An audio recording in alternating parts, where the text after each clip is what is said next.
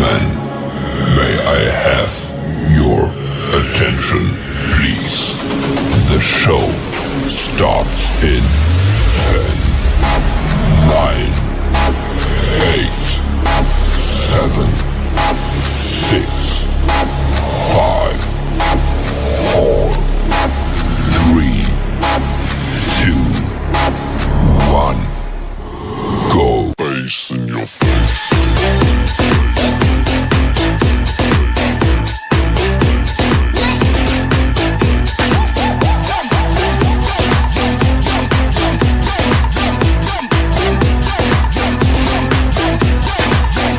What the hell is going on down there? Bass in your face.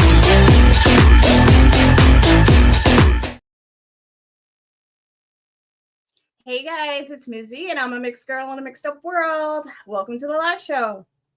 How's everyone doing? Hi Barb. Thanks for joining me. I'll just wait a little bit for people to trickle in. So tonight we're going to do a Q&A about Sandra. I figured the way I would handle it, I'll probably have to say this again once people start trickling in. What I'm going to do is I'm going to bring up our page and I'm going to go through our frequently asked questions first. And then you guys can jump in and ask questions, whatever you have. So,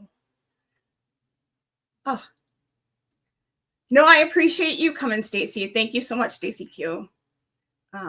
We creators are only as good as who comes to watch us. And, we, especially when you're trying to get somebody's case out there, we need the help of the public, and you being here means the world to me. I know it means the world to Barb, and thank you so much. Oops. As I was saying, I'm gonna bring up the Justice for Sandra Birchmore page. I'm gonna drop that in the link in the chat a couple times tonight. But so I'm going to go through our frequently asked questions. I'm just going to read the question, and then I'll give the answer to that. And then I figured we can dive in there from all the questions that people have. I'm going to drop that, the website in the page right now. Give me 1 second.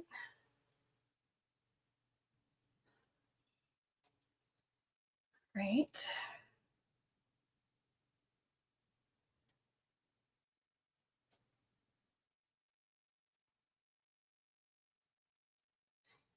There, so that's our website. Barb's the one who made it, so she did an amazing job. And hi Ronnie, how's it going? Thank you for joining us tonight. So like I said, Barb made this page. She does an amazing job to keep it up and change. As things change, she posts updates, and we're going to add some more things. But right now, one of our most important tools on this page is the frequently asked questions page. And with the Karen retrial, I've been seeing in some of the chats, people say things that they think might be facts, or make statements that aren't true. And I had to do a post on, X and on our page, the Justice for Sandra Birchmore Facebook page, to kind of correct the record. So I figured this might be the best way to do that, is to, do a Q&A. But before I do, I want to show this video one more time so we can so hopefully a few more people will trickle in, and, we'll be able to get going. And then after we do some of the Q&A, I'm not going to spend a lot of time on the Karen Reed trial right tonight. This is mostly going to be about Sandra Birchmore, but I am going to make some comments about Yuri Buchanan's testimony. I'm not even going to show him. I'm not going to dignify him with having his face on my page. But I want to make some comments about him. And there was somebody on today, Trooper Clark. He was also involved in Sandra's case. He was one of the troopers who came the first day Sandra was found. So we I want to mention him. I'm not going to play it tonight. I'll play his stuff at a later date. I don't know if he's the one who took photos of Sandra's apartment or if it was Trooper Tufts, because Tufts was training. So they might have had Clark showing him what to do. Excuse me. And so I don't know if Clark or Tufts took the pictures of her apartment, but there was some weird stuff that went on with him. So I want to get into that, but I want to do some Q&A first. Yeah, happy heavenly birthday to Sandra.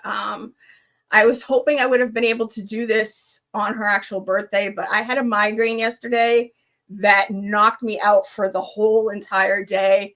I'm still a little, so I don't know how long this live is actually going to be, because I could feel my jaw starting to hurt. So, and sometimes my TMJ starts giving me a migraine, but I'm gonna, try to get through this and, have you guys here, and that's all that matters. And doing this Q&A, and hopefully you guys can have some good questions for us to look at. But first I want to play this video. We've watched it before, but I want to play it just kind of like to kind of get us, really jump into the case.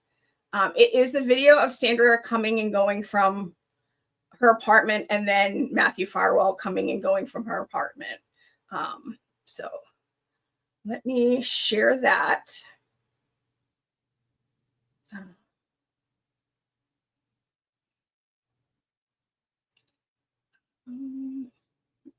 YouTube.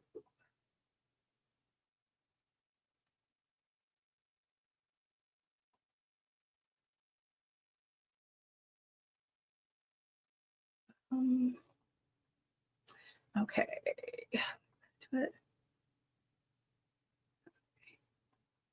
I play this because, it's very important. It's, the last moments of Sandra's life, and it shows part of the problem of this investigation was.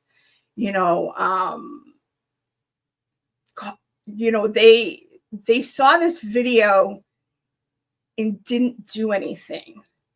And if it was anybody else, Sandra's case, if it was another guy, Sandra's case would have been solved.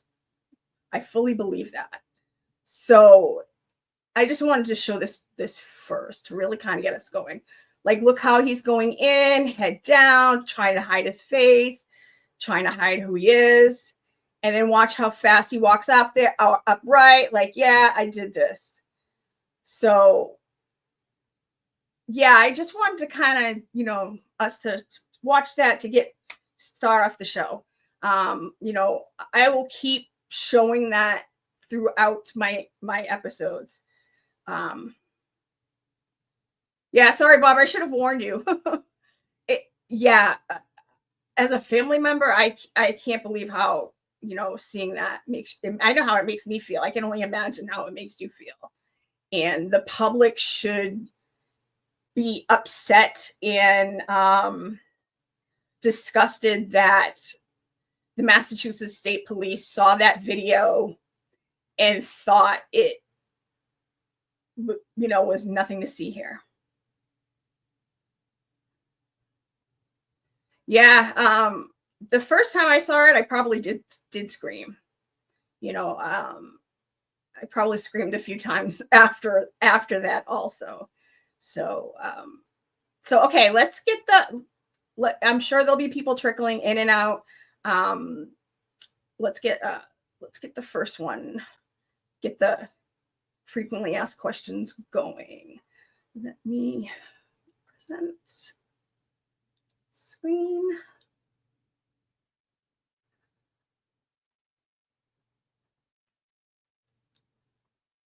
Okay, this is our page, the Justice for Sandra Birchmore. It's just, I put it in the chat. I'll put it in the chat again. It's just the justiceforsandrabirchmore.com. And like I said, Barb has done an amazing job with this page. Let me see which one I want to put.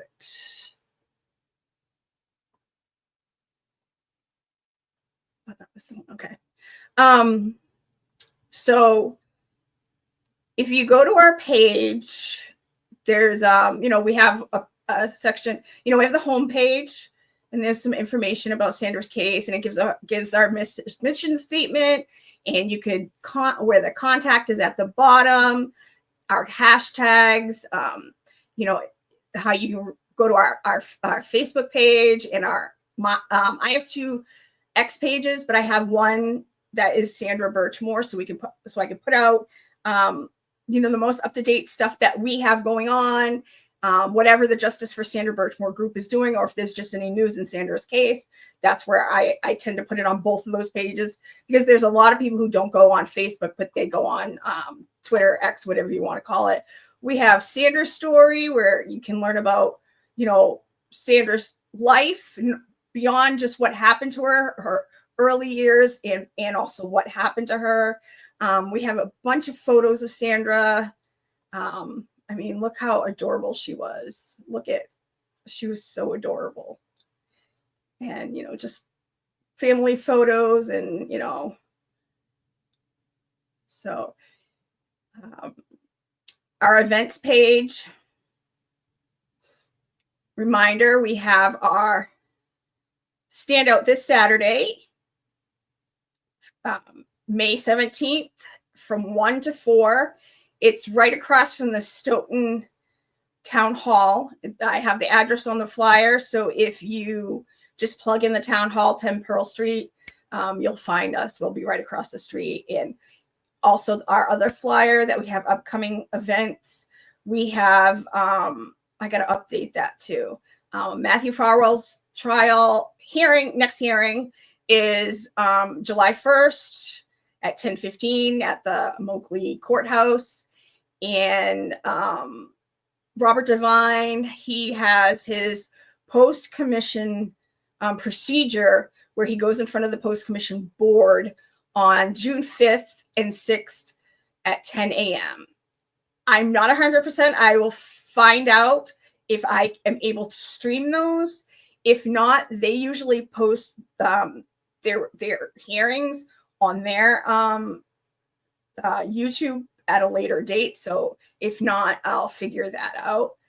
We also have the file page where you can go read all of the sorry guys, I can't see the screen right now, so if you guys are asking any questions at the moment, I'll check back before I go through the frequently asked questions.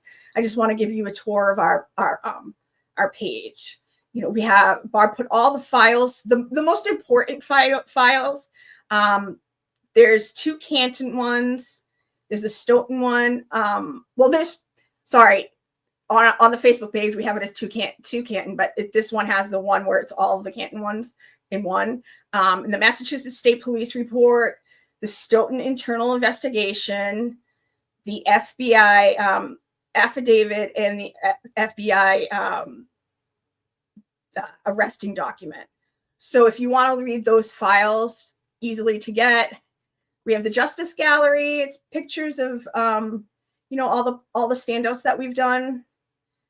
Lots of good ones, and some of the amazing people who have come to our standouts, and we'll have some updated ones this weekend.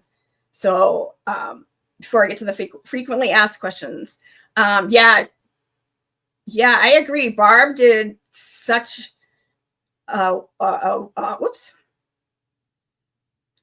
Barb did such a great job on this. This is her baby, so she's done an amazing job, and I like how it's very clean.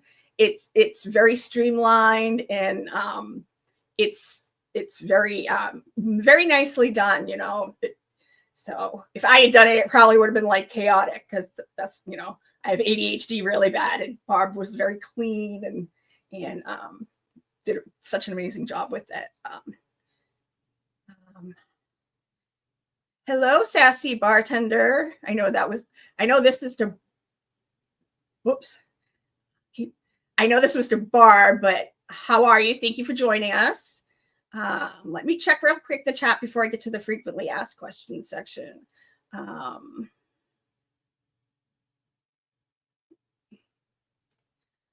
I agree. The page design is beautiful. Barb did such an amazing job.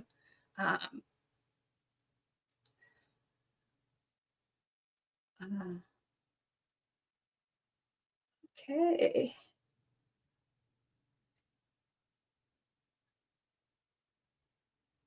Okay, so I think we're all caught up. Hi, how are you? Thank you. I already said it, but thank you for coming tonight.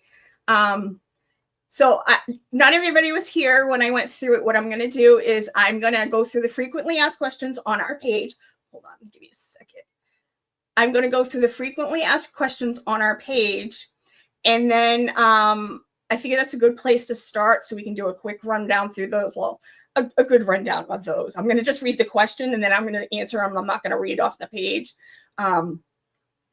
And then you guys we'll open it up and you can ask all the questions you want. And, if I don't know something, Barb might know it. And if Barb doesn't, or if I answer the question, but I didn't go into enough detail and you want a little more, please ask a follow-up question. And if I move on to something else, Barb can, answer the question while she's in the chat. Give me 1 second. My lipstick is making my lipstick together. I hate when that happens. Okay, let me get some water and then we'll get started. Okay.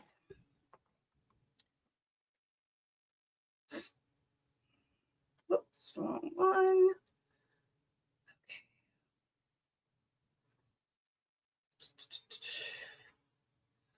Okay. Let me do the 1 words. Okay. All right.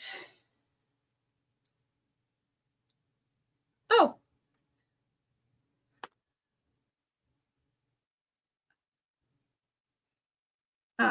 Just wanted to say hi, Bay.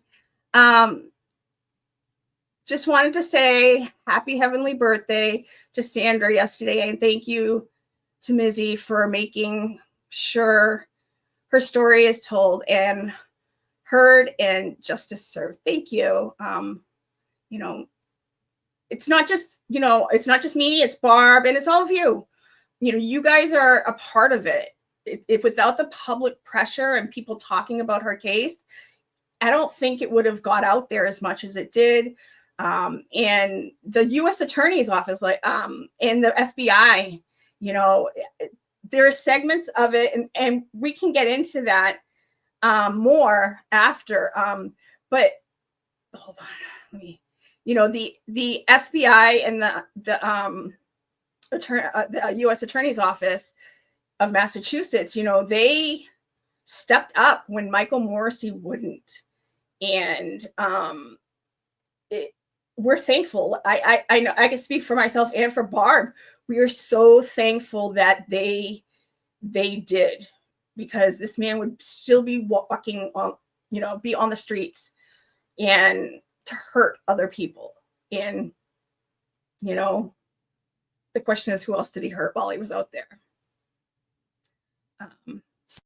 Okay, let me get back to let me click out of that and get back to the frequently asked questions.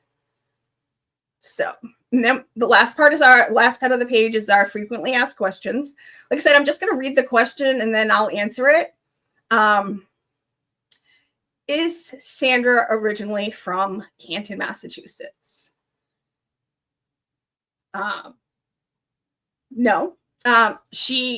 Sandra was born in Boston and she grew up in Stoughton, Massachusetts. She lived there most of her life, except when she went away to college and when she moved to Canton on around December 1st. And she was only living in Canton from December 1st to February 1st. So she was only there for 2 months. Where Sandra lived, it was right on the border of Stoughton and Canton. It was so close to the border. When you come out of the driveway for her apartment building, there's a sign, I think it's off to the right. It says, "Welcome to Stoughton." So it's you can like you can literally be in back in Stoughton in like a 2-minute walk from her apartment building. So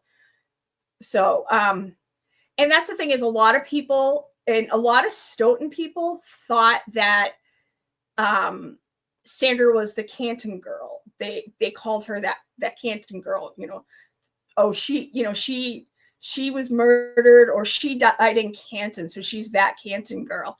And she isn't. She's the Stoughton girl. Yes, she was murdered in Canton, but she only lived in Canton for 2 months. So let me go back.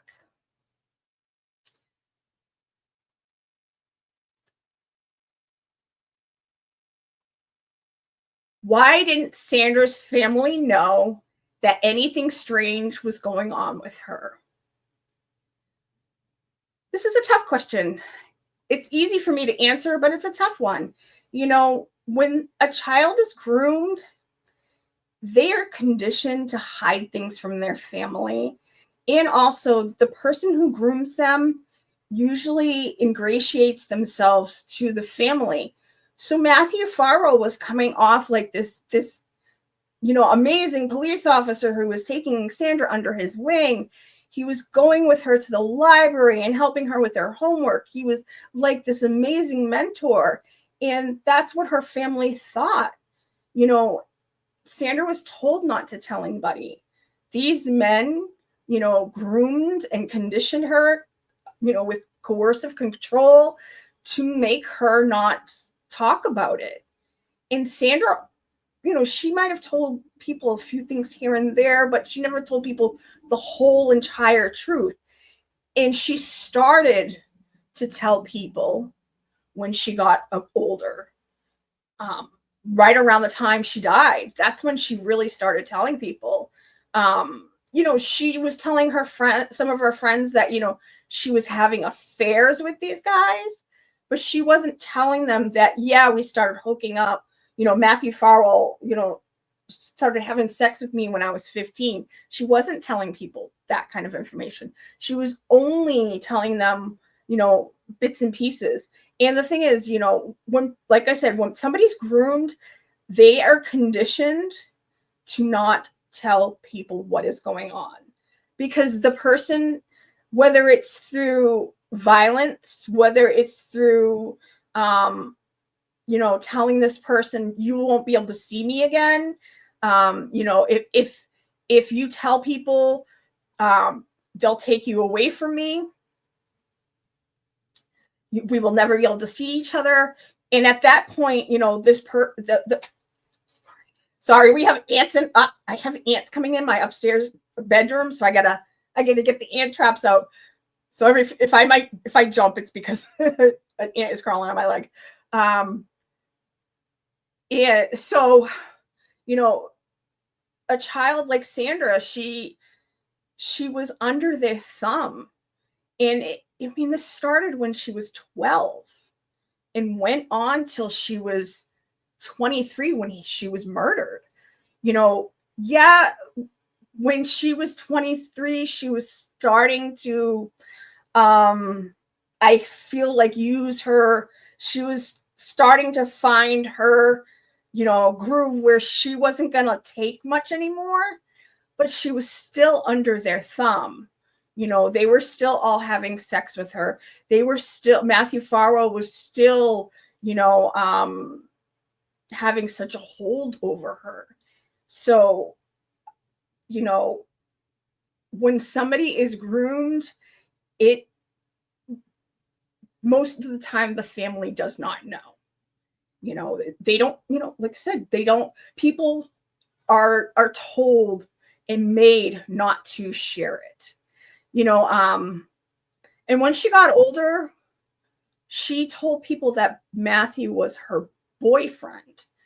So when she was of age, when she was like 20, 21, so people thought, oh, it's her boyfriend that she met from when she was an explorer, or it's the married man she's hooking up with while so people thought it happened when she was an adult. People didn't realize, so they were only getting a little bit of the story. they weren't getting the full, the full sight of what was going on in Sandra's life when it came to what these men were doing. So so you can't fault the family members for not knowing. And like, her mom was doing the best that she could do. She thought she was putting her daughter in a program that would help her child, give her some discipline and help Sandra learn about policing and have hopefully these mentors that were going to be a good influence on her daughter. And they were the worst thing that ever happened. They were the downfall of Sandra. So, you can't fault when a child is groomed. You can't fault the parents. Yes, in certain situations, yeah, the family might be somewhat at fault, but that's not how this situation is. We're all taught as children to, the police are here to protect us. They will, if something's wrong, you go to them and try to get help from the police. Hey, Sherry D, how are you? Thanks for joining us. And I saw somebody else. I'm not sure if I said hi to Ronnie B, but hi, Ronnie B. Thanks for coming in. And actually, it can fracture your mind. Grooming. It can fracture your mind and make you contemplate the trauma. Compartmentalize the trauma. That's basically what it does. It makes you compartmentalize all of it. You learn to put things in their silos and their buckets, and you don't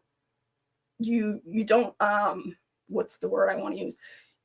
You learn how to play the game and do what they want you to do. There was somebody else I wanted to say hi. Oh, thank you for joining tonight, Pug Russ. And there was a couple. C-Star, thank you. Thank you, everyone, for joining us. Right now, I'm going through, we have our website, and I'm going through the frequently asked questions first, and then I figured when I'm done with those, we can jump right into the Q&A. So I think I answered that question. 100% with Ronnie B. Blame the predators, not the parents. Exactly. I mean, there have been some stories where the parents were at fault, but 99% of the time, it's the groomers. And the groomers also groom the family. They would, like I said, Matthew would take her to the library and be around her. So her mom and the family are thinking, oh, this guy's great. He's mentoring Sandra. He's helping her out. He's helping with helping her with her homework. But no, he was like playing the long game. And that's the thing about grooming. It's not something that happens overnight. It's not like they just go and rape the child or a teenager or anything like that. They play the long game. So they like ingratiate themselves in your life. And it's a slow moving process. It's not an overnight process, which is insane, So, okay, let me take another sip of my water.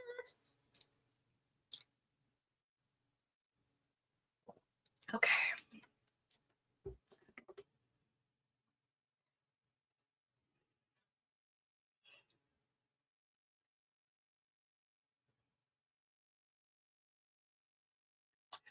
Was Officer Michael Lank of the Canton Police Department the first on the scene when Sandra was found?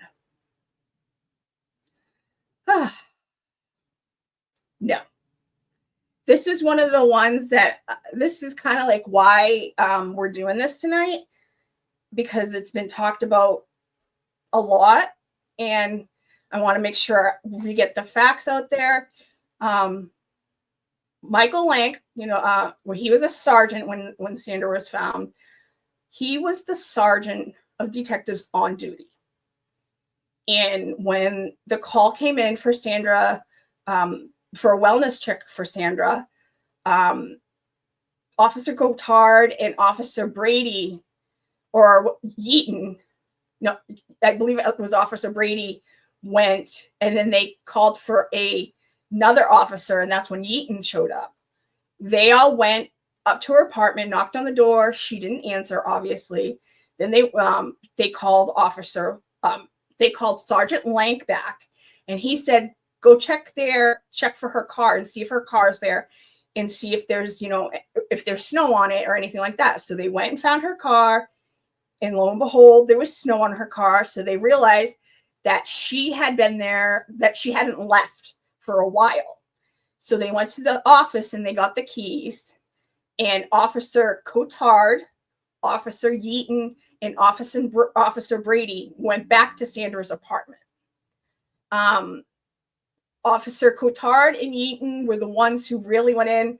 I don't know if Brady went in or he just stayed. I don't know. Barb might be able to answer that. I can't remember offhand if he just went in, but he didn't go. I don't think he ever actually saw Sandra.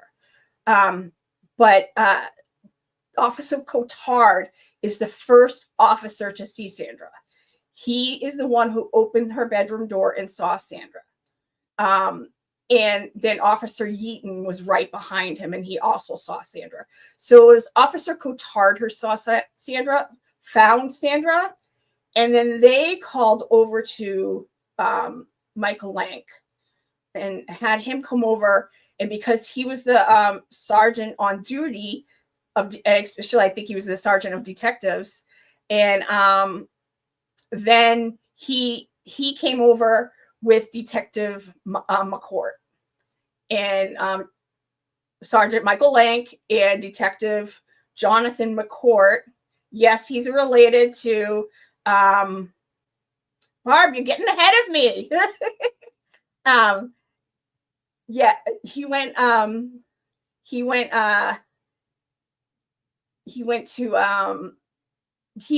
now I got off track. I forgot what I was saying. They came over and they went to, it's okay. They went to, that's when Officer Sergeant Lank and Detective McCourt went in and saw Sandra. And that's when the Massachusetts State Police were called because there was an unattended death. And also, so to kind of stop right there, I don't think we have it on the page, but let me just really quick look.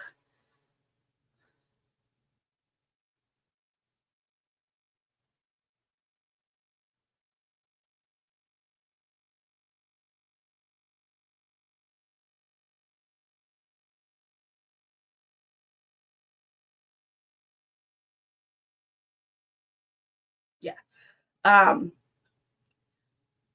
Okay. So they called the Massachusetts State Police, and Trooper Dunn, Trooper Clark, and Trooper Tufts came. Trooper Clark is the person who testified in the Karen Reed trial today, and he, I believe, was the one who was training Trooper Tufts, and they came to the scene. Now, people also keep asking about Kevin Albert. This was all the first day. These are the only people who showed up the first day besides the EMT, Daniel Whitley, and the medical examiner's office. They sent somebody to pick up Sandra's body. This was the first day. Now they came, this was on February 4th. Now on February 6th, they went back, and it was Lank, McCourt, and Detective Kevin Albert went with those two back to Sandra's apartment. people always ask, that's one of the questions people ask. Well, didn't Kevin Albert find her? No, Kevin Albert did not find Sandra Birchmore's body. He was not even there the first day she was found. He came on the second day. She was found on the 4th, and he came on the 6th. That was one of the ones that people saying that he's the one who found her is kind of why we're doing the Q&A tonight, and why I wanted to make sure that we got this information out. And so people can go back and watch it, watch this stream. So, so that was Saturday, and then Trooper Fanning, Trooper Dunn also came back, and I think it was Trooper Tufts also came back. And those 6 officers are the ones who went back up into her apartment, and they did another investigation that night. Yeah, so yeah, my friend, Mr. Trooper Fanning, he came that day. And so those two, I really, really wanted to make clear that Kevin Albert or Michael Lank are not the ones who found Sandra Birchmore's body. So now you guys know this. If somebody says it, you can correct them on it. You could say, no, actually, they weren't there. It's in the reports. And like I showed at the beginning, we have the reports on our page. I'm going to drop the link in the page in a little bit again. So they were not there. I fully agree.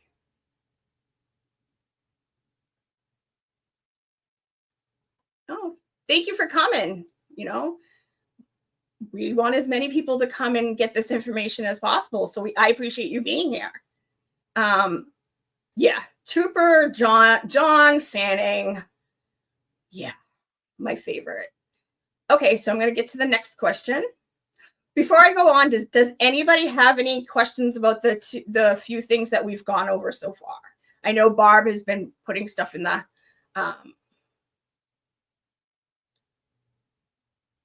hold on.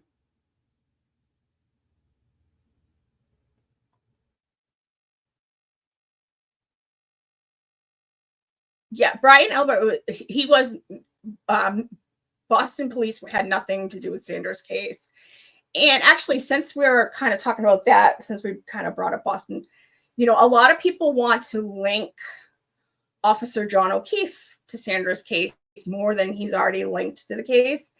And from what we've seen with, the investigation I've done and then the investigation that Barbara and I have done together, there's no evidence that John knew what happened to Sandra. Yes, there was he was doing, what he was doing, but there's no evidence that he knew.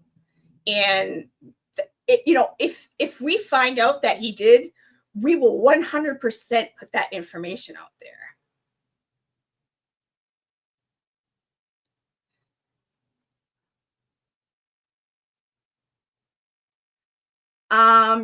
The next hearing is July 1st. But also Robert Devine has his post-commission proceedings on June 6th, 5th and 6th. So, but Matthew Farrell's back in court on July 1st. So, okay, let's get to the next question. The next one. Okay. Was Trooper Proctor, oops, I forgot to show it to you guys. Was Trooper Proctor, oh, you guys can't even see it. The next one was Trooper Proctor on Sandra's case? The answer is no. Trooper Proctor was not on Sandra's case.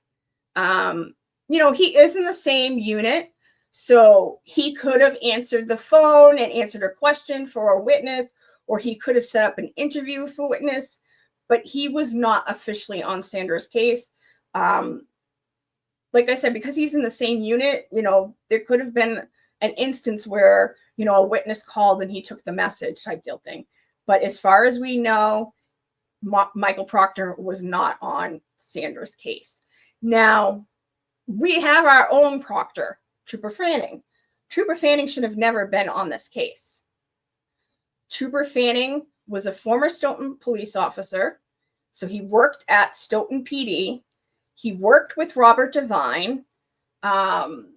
He plays hockey with these guys. He should have never been on Sandra's case. He should have recused. And he helped this case be buried. You know, he's one of the ones who ruled her death a suicide. So he should have never been on this case. He should have recused because there was a conflict of interest.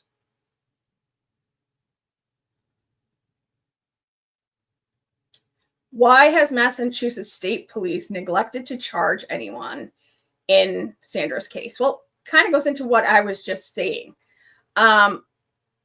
Because they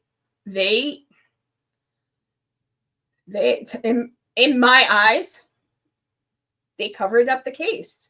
You know, to this day, they haven't done any charges, even, you know, charges against the guys for, you know, the abuse that they did against Sandra. You know, they sat with Sandra's family and they lied to their face. You know, it's repeatedly they sat and lied to the face.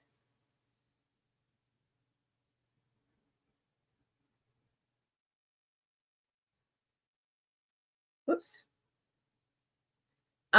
Chief Berkowitz was the chief of Canton Police when Sandra was murdered. And I believe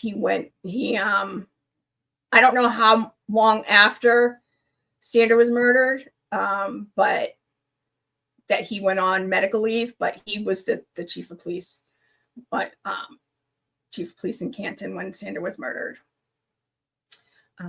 So I can't answer why they haven't charged him. You know, when the FBI arrested him, you know, they said that they were going to turn over all the information that they had showing that it was a murder. And, you know, a few weeks before they arrested Matthew Farwell, they brought the medical examiner that they hired to do a review of Sandra's reports in her autopsy, who said that it was a homicide, not a suicide. And he's a strangulation expert. They brought him, and they had Trooper Dunn and Trooper Fanning go to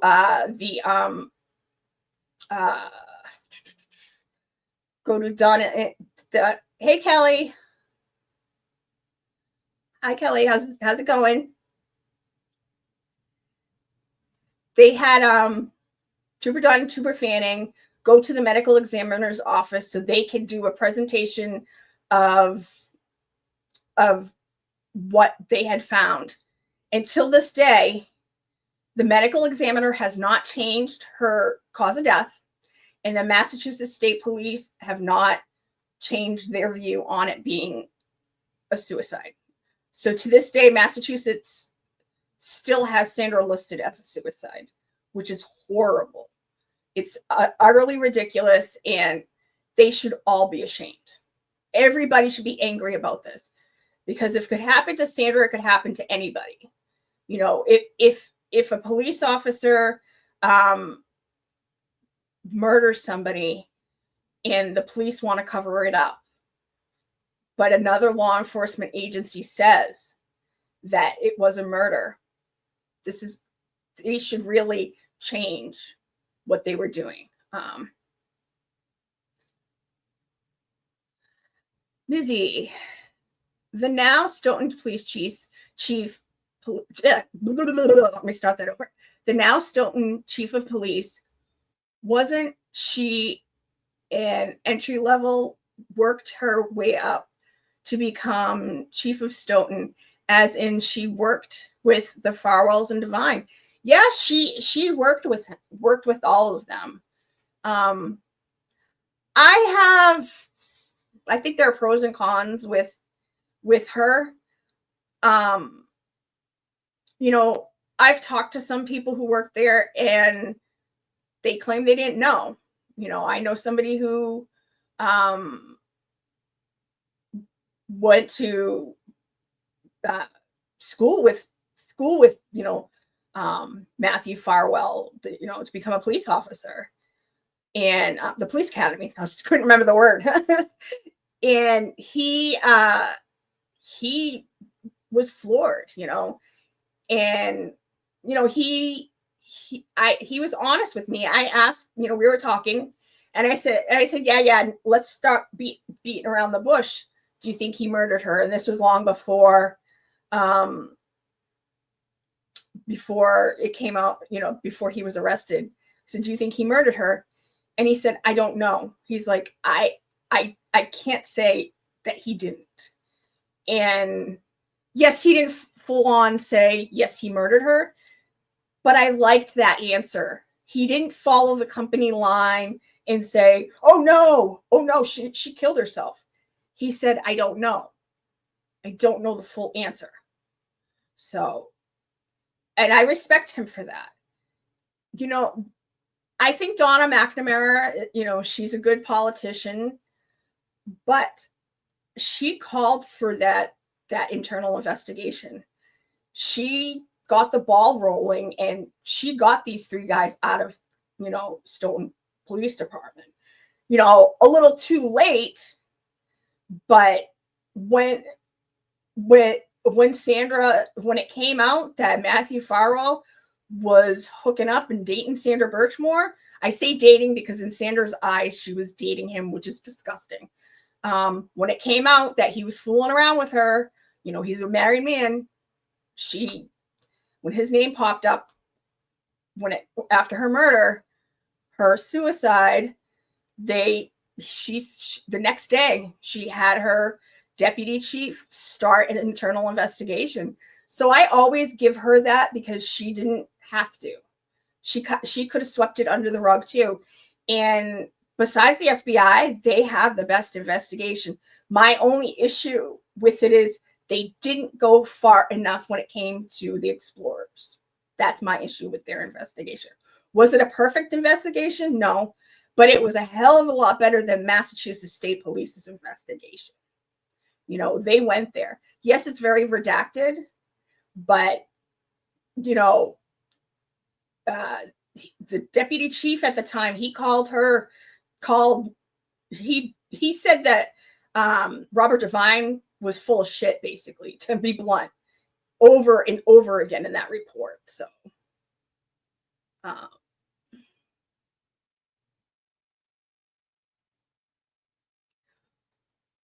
I don't know. I spoke to her a long time ago, like almost a year ago. Oh no, it was right after he was arrested, so probably about 6 months ago. She messaged me because I was saying that Sandra had babysat for them, and she claims she didn't. So I told her I would stop saying that, because she said, it's putting her kids in danger. And I said, okay, you know what? The only thing I will not stop saying about the kids is the fact that she had her son the next day, and Matthew Farwell was basically using that child's birth as a cover to go murder Sandra Birchmore. His birth and Sandra's death are intertwined, and I feel so bad for that child. I feel so bad for that kid. But it's a fact, so I try not to mention the kids, but so I don't know if she's sticking by him, but she stuck by him even after the Stoughton police report came out. So I don't know if she's sticking by him now too.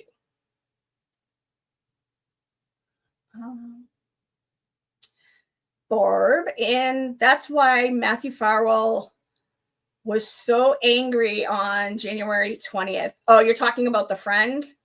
I'll tell that whole story in a little bit if you remind me. Okay, next.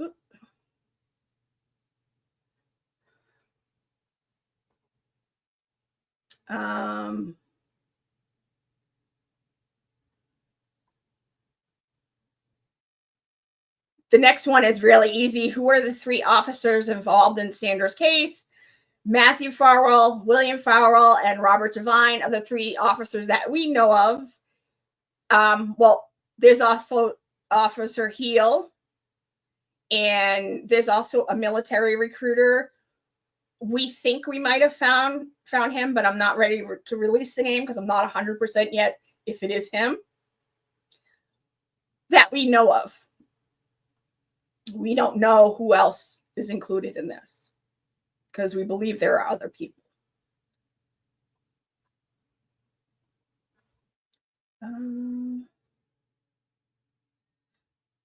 Who is the person shown in the lobby footage?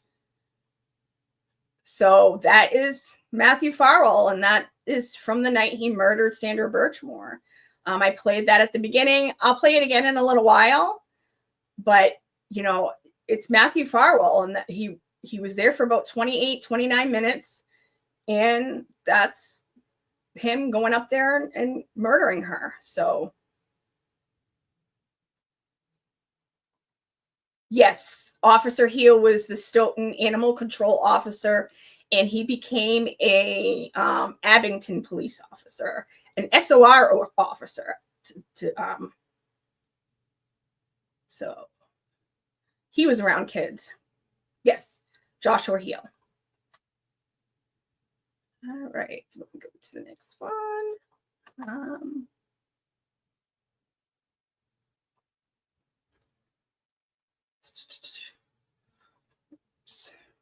Nope, I did. Okay. What about her abusers? Why haven't they been charged? Easy. Michael Morrissey and the Massachusetts State Police. They just have not charged them yet. And, you know, the FBI thankfully has charged Matthew Farwell with the murder of Sandra Birchmore, but the Massachusetts State Police and Michael Morrissey have left these men, you know, go free. Matthew Farwell was on the streets for 3.5 years. That animal murdered Sandra, and he was allowed to roam free on the streets for 3.5 years. They should be ashamed of themselves. Because that's not protecting or serving. They're only serving themselves. What consequences do we know of so far for these officers? Well, the only consequences we know, obviously, Matthew Farwell was arrested for the murder of Sandra Birchmore. William Farwell and Matthew Farwell self-decertified themselves, so they're no longer police officers. And hopefully next month, hopefully Robert Devine will go through his hearings, and they will take away his license to operate as a police officer also. Joshua Heel is no longer a police officer, but he still holds his license to be a police officer. As far as I know, I don't know if he's, you know, somebody told me he might have been working at the airport, but I'm not at Logan. I'm not sure if that's true or not. So he's able to technically operate as a police officer in the state of Massachusetts.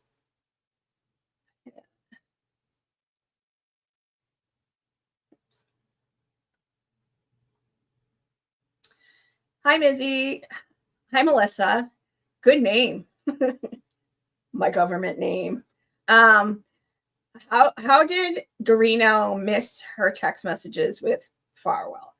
Do you know anything about the families of the assholes that raped her. Well, he technically, they had all those messages. Let me be straight up with you guys. They had those messages from her computer. So those messages, they had those. So they're full of shit when they say they didn't have any messages at first. They went to try to get the messages from Matthew Farwell's phone. And, excuse me, I gotta wipe my lips again.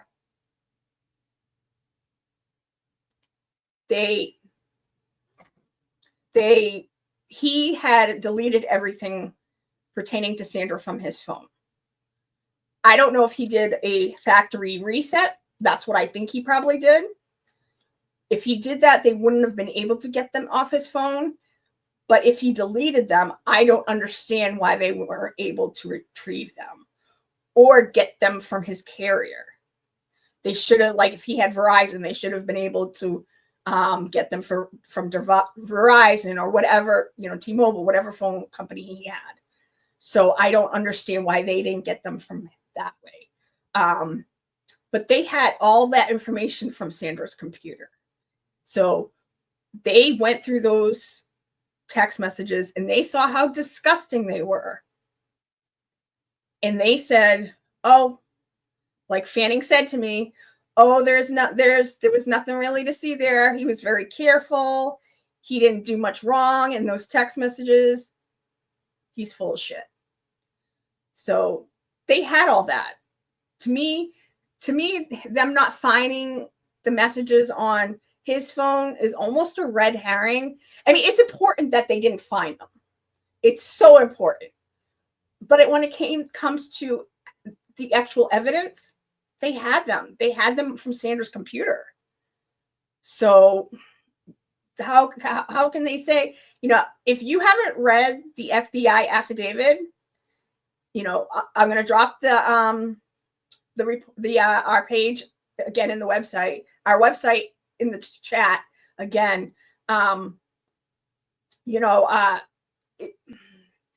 They had that.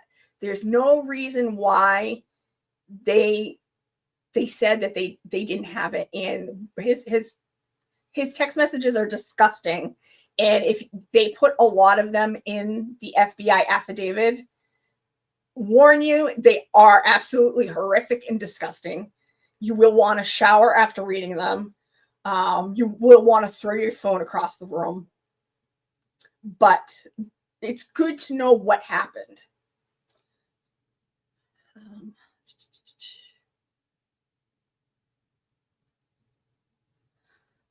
Hi, Mr. Monks.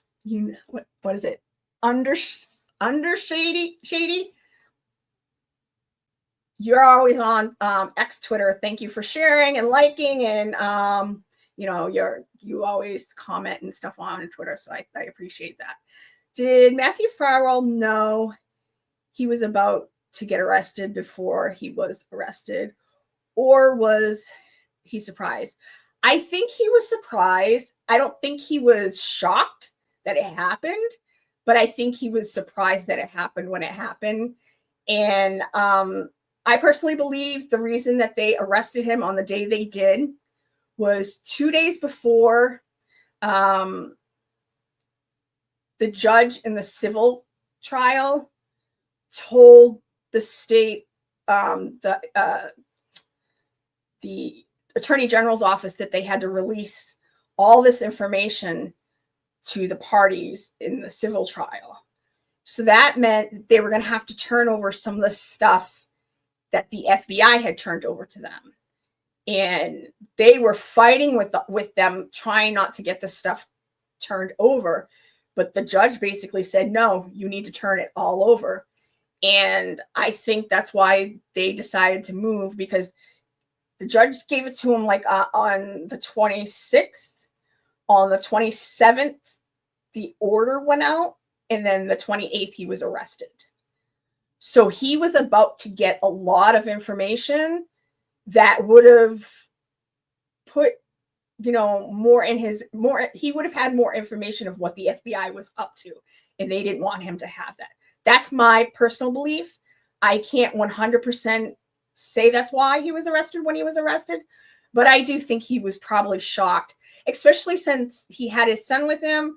Some people have speculated that's why he had his son with him, but I don't know if that's why. I have no idea, but I wouldn't put it past him either. I would not put it past him.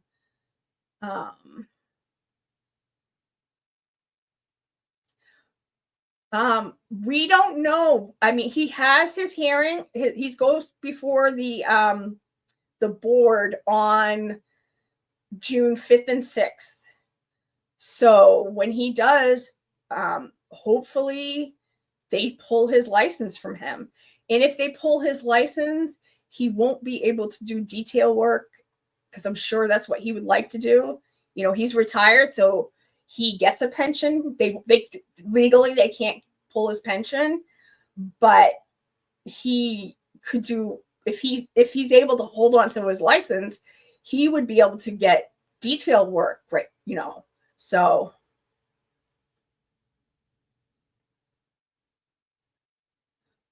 I don't know why, but Mr. Monk's understudy, I just got what your name was. I just had like a wicked duh moment. I just got it. Hi Sue, thanks for joining us. I don't know why, I don't know why, Barb, you typing it out made me realize what the name meant. And I think it's an awesome name too.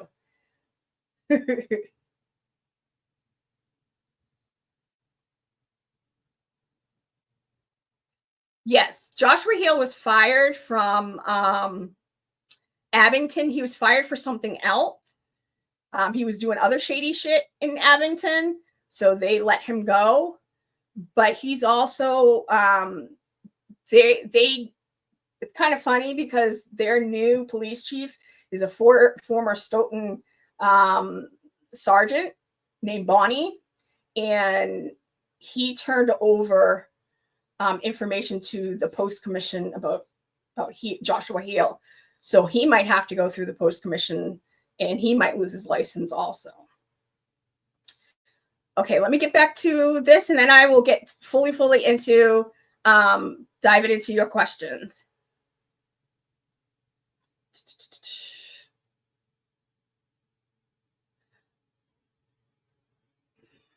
Hold on, did I?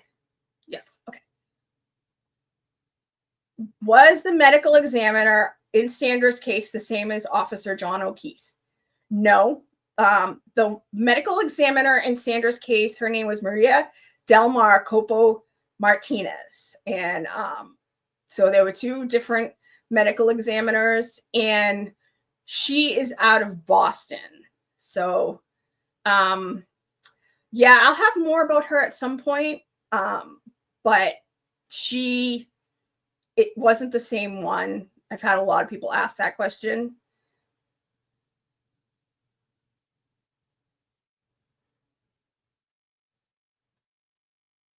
Well, thank you for coming in and joining us. You know, I appreciate you coming in and being here. So thank you for coming in, and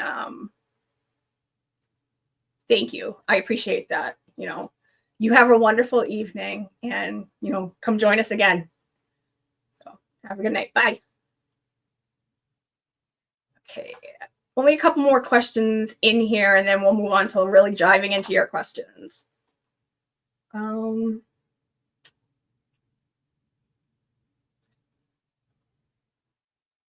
Which law enforcement agencies are involved in Sandra's case? That's easy. It was the Canton Police first, and the Massachusetts State Police, and the Norfolk DA's office, the Attorney General's office, and the FBI and the U.S. Attorney's office out of Boston. So there's a lot of offices involved in Sandra's case, and thankfully the FBI and the U.S. Attorney's office got involved in her case. because otherwise Matthew Farwell will be still on the streets. We don't need that animal on the streets. Who is the district attorney in Sandra's case? That's easy. We all know it was Michael Morrissey. Are the police officers involved in Sandra's case still certified? We've kind of talked about this a bunch of times tonight. The only ones who are still certified is Robert Devine and Joshua Heel. And Robert Devine goes before the post-commission the 5th and 6th of June. Can Sandra's remains be exhumed to conduct a second autopsy? Unfortunately, no. She was cremated, so she can't be exhumed. But you don't have to have, I mean, obviously, in the grand scheme of things, yes, it would have been nice to be able to exhume her and have her really a second autopsy be done. But you don't need a second full autopsy. They do autopsy reviews all the time, and they go through everything that the medical examiner did in their when they were doing the autopsy, and they look at all the pictures, they listen to all the recordings, they read all the Massachusetts State Police reports, the Canton Police reports, and they basically go through all the documents and paperwork and look at everything when it came to the autopsy, and they can do. It's called an autopsy review. So and two separate medical examiner or pathologists, I should say, went through her case report and went through her autopsy, and they both agree that this was a homicide and that Matthew Farwell murdered her and that her hyoid bone was broken. So, and that Copa Martinez messed up getting, calling it a suicide. Why wasn't Matthew Farwell's DNA tested to see if he was the father of the baby?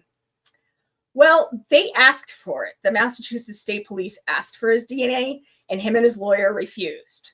Now, my question with that is, why didn't they get a subpoena? They had enough evidence to subpoena him. If they could have taken that video that I showed at the beginning, I'll show it again.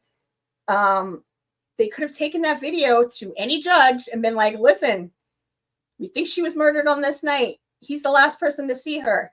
We need to find out if this child is his, and went from there. But they didn't. And the question is, why didn't they do that? Let me see. Subi, Mizzy, do you think the state will bring charges again against Matthew Farwell? Or is that not necessary because, he's charged federally? No, they should. They should bring charges against him. But there will never be state charges as long as Michael Morrissey is the district attorney in Norfolk County. Or unless the attorney general appoints a special prosecutor. Because Michael Morrissey does not intend to charge anybody in this case. The state is looking into charging them with time theft because they were doing some of their stuff with Sandra on the job. So,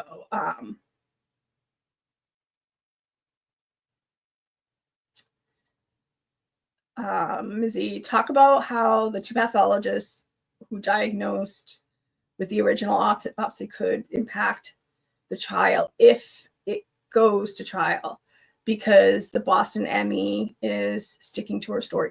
Well, this is one thing that I worry about.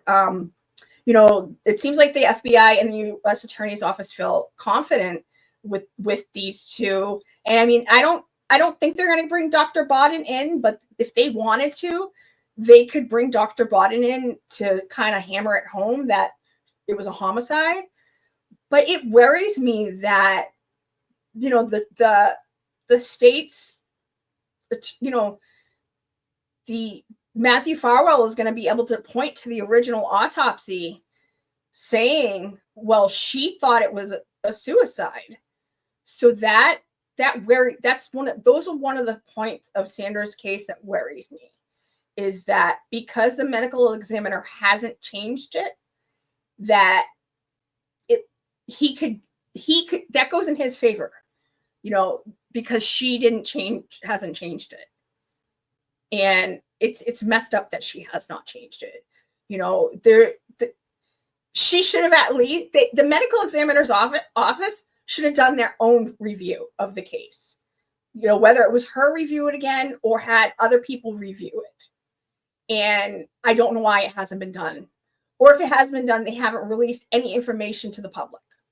I mean, because of HIPAA laws, they can't release what happened in the autopsy, but they can release if they changed what her cause of death was. So I don't know why they haven't. And that is one thing about his trial that worries me. Barb.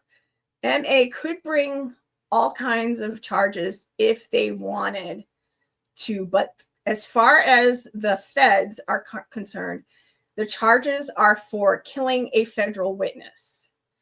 The unborn baby was not a witness. Yeah, he's charged with murdering a witness against him. So, but the state could charge him with flat out murder charges, second degree. Actually, this case would be a first degree murder case because he planned it. This was planned. So they could get him on a first degree murder case. So he went there with the intentions to murder her. So, okay. I think there's only a couple more of these and then I'll get to all the questions. Exhumed. What has changed since Sandra's death? Any updates? We've gone over this a lot. He was arrested on August 28th. And we just await for his trial, and hopefully that'll be soon. And obviously, when things more comes out, we will definitely let you guys know. Hi, Backseat Junior. Welcome. Thanks for joining us. I think there's one or two more. Does Sandra's family accept donations, and how can we help? No, they do not. The family does not accept donations, and we are not allowed to sell anything. I just found out tonight that my printer can print t-shirt, the things to make t-shirts. So I'm going to buy some more of those and start giving them out. I'm so excited. I just got to flip the image so I can print them so people can buy their own t-shirts, and we'll hand the what's it called?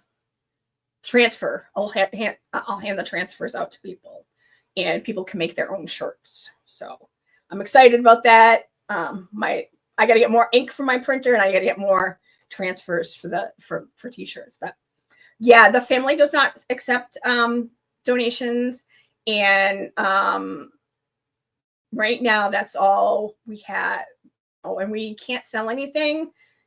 But if that changes, we will definitely let you guys know. And we appreciate anyone who wants to donate and give money, but unfortunately we cannot take anything. But if you want to make a donation to a women's, there's a bunch of different ones like RAIN. There's a couple other ones. I'll make sure next time that I bring some for people if they want to make a donation in Sandra's name to help other women. Actually, there's one. Give me 1 second. There's another. There is one in Massachusetts that I will tell people about. But RAIN is a really good one also. Let me see.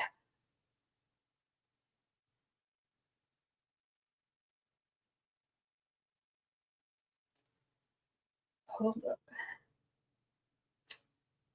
No, it's not who I thought it was.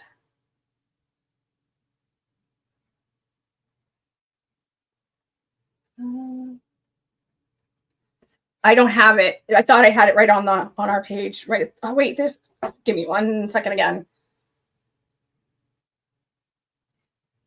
do have stuff pinned, or we have stuff pinned.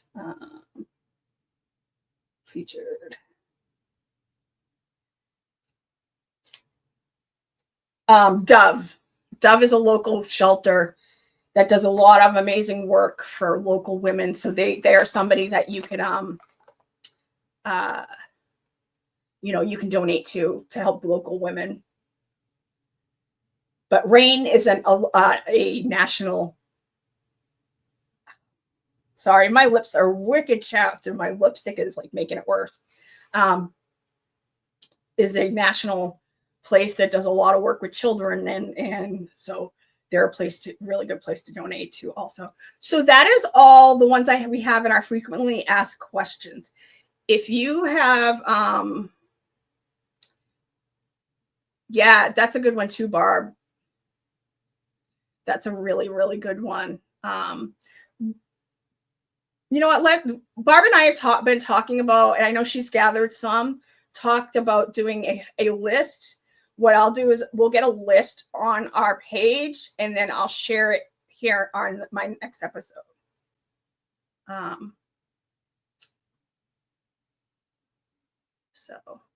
Okay. Let's start with your questions. I know we've been kind of answering questions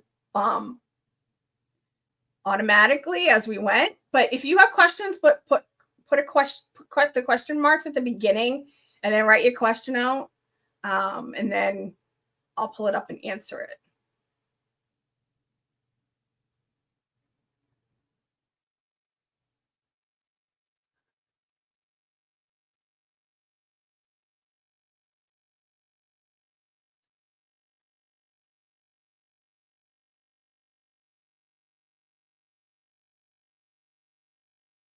Maybe, sorry, sure, I'm trying to understand what you mean.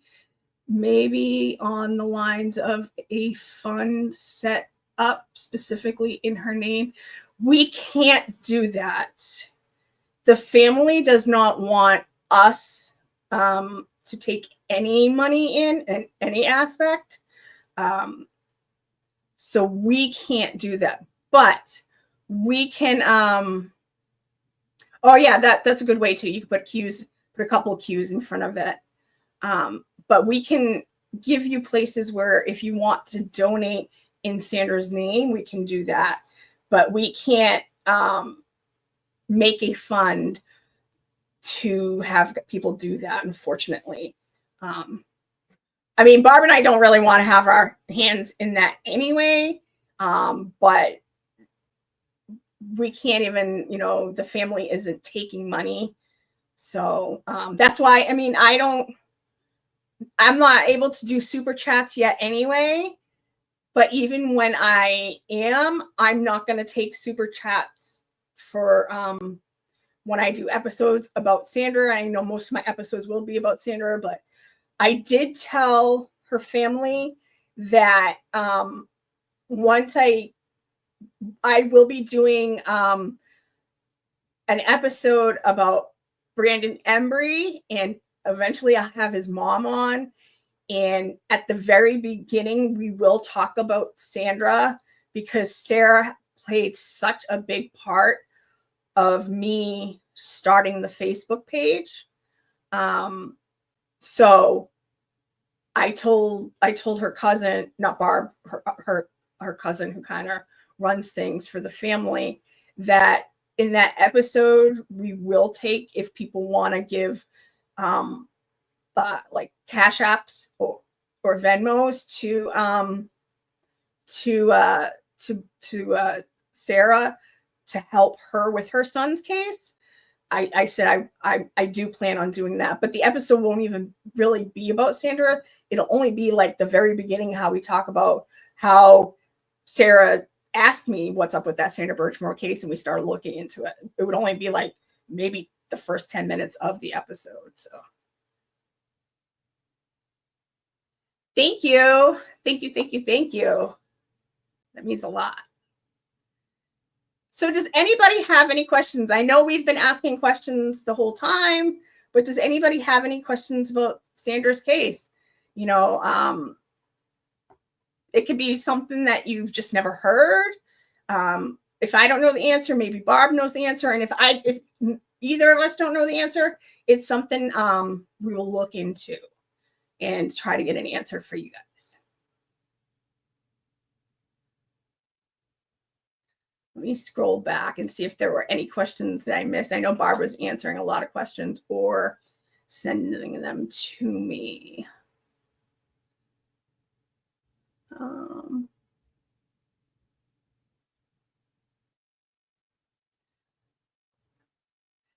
Heel was fired because he was doing shady stuff. And he was also an SRO officer, and he shouldn't have been. And he was just being really shady. I don't know the exact story, but he was being very, very shady there. And they ended up firing him. And like I said, the new police chief, Bonnie, he sent him to the post commission.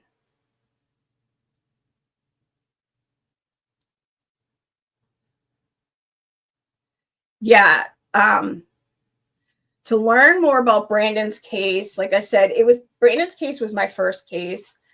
To give you a quick rundown, his name's Brendan Embry. He was a Navy veteran who was found beaten, bloody, and naked in his Asheboro, North Carolina apartment. There's a lot of weird things that went around that circle his story. And there's a lot of twists and turns, and it's a crazy story. But it's a story that really needs to get out there. And I mean, he was a Navy veteran and kind of similar to Sandra's story. They say Brandon did it to himself. And Brandon has a wound to the back of his head, like John O'Keefe does, a similar, like almost in the same exact area. And they said that he did it to himself. So I definitely, I think once the Karen Reed trial is over, I will start bringing you guys, maybe try to do 2 episodes a week, and devote 1 episode to Sandra, and maybe show you guys some of my other episodes that I've already worked on, and we can go through it and talk about it. Because there's a lot of cases. Like there's a case that's local. It's in New Hampshire. Trish Haynes. It's another sick, disgusting case. Just a horrible, horrible case. She was dismembered and put into a laundry wash machine dryer hookup. One of those double.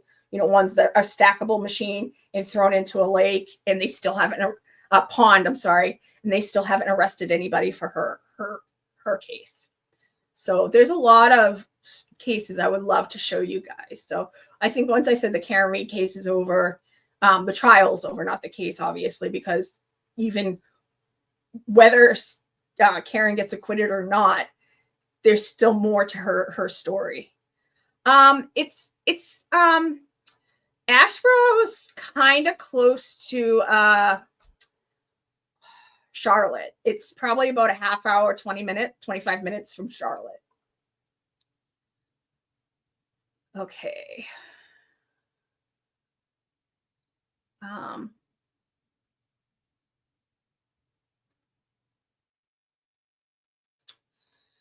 How much pushback did you get from the authorities when you started looking into Sandra's case? Thanks, Subi, for that question.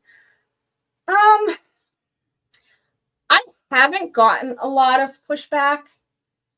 Like I've said, I spoke to Fanning once, and he tried to, tell me it wasn't it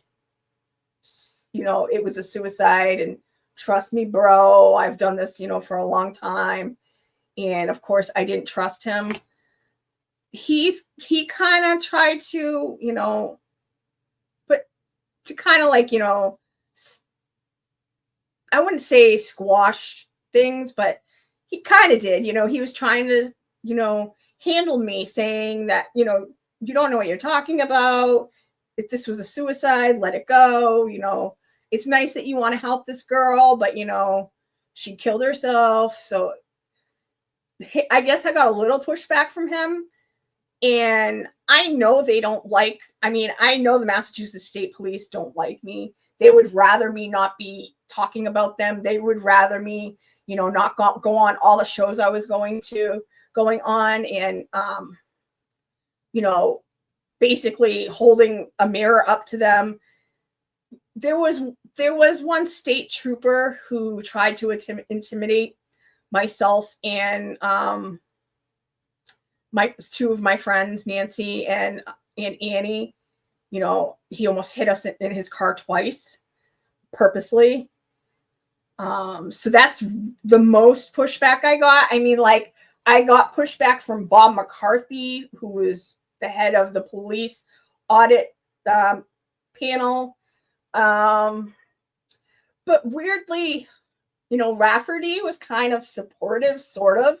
She was very cordial with me. She never said, don't come, she never tried to get me not to come to a standout in Canton, so myself and Rafferty had a good working relationship. We were very we weren't friends and we weren't going to be buds, but because I, was myself and Barbara, the leaders of the Justice for Sandra Birchmore group, because of that, I'm usually the point of contact. And, I don't want to go into a police station and be an asshole. I have to work with these people, if I want our standouts to be done. I have a good working relationship with the deputy chief of Stoughton. And, so I think Fanning is probably the most pushback I got. So I haven't really gotten a lot of pushback.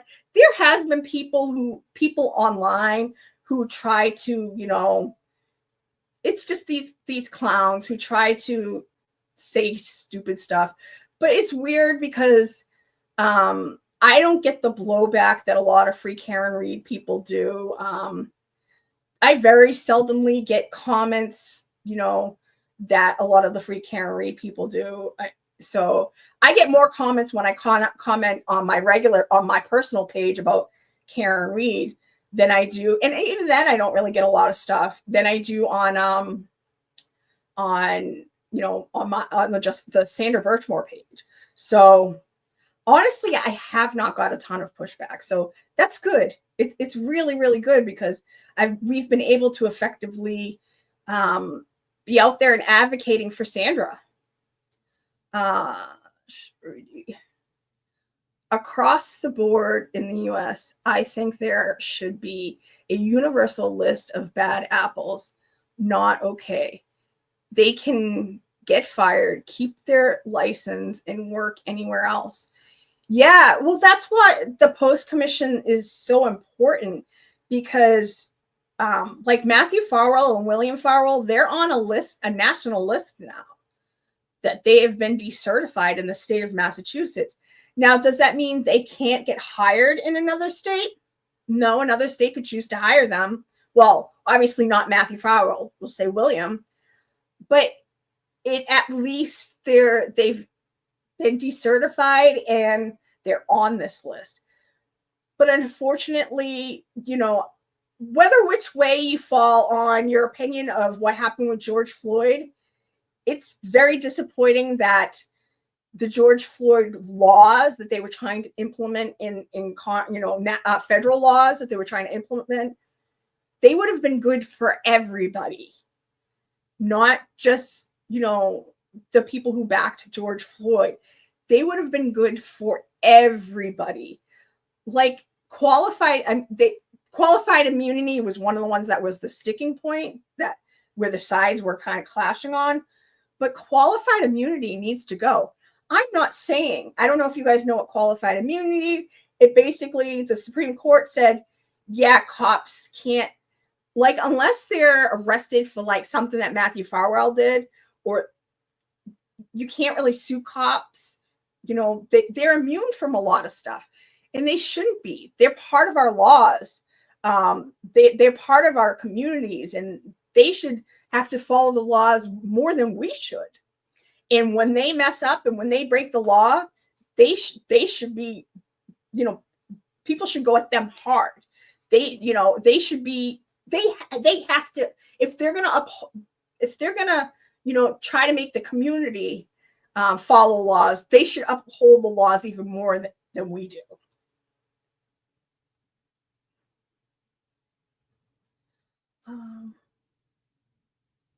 Yeah, Brandon's case.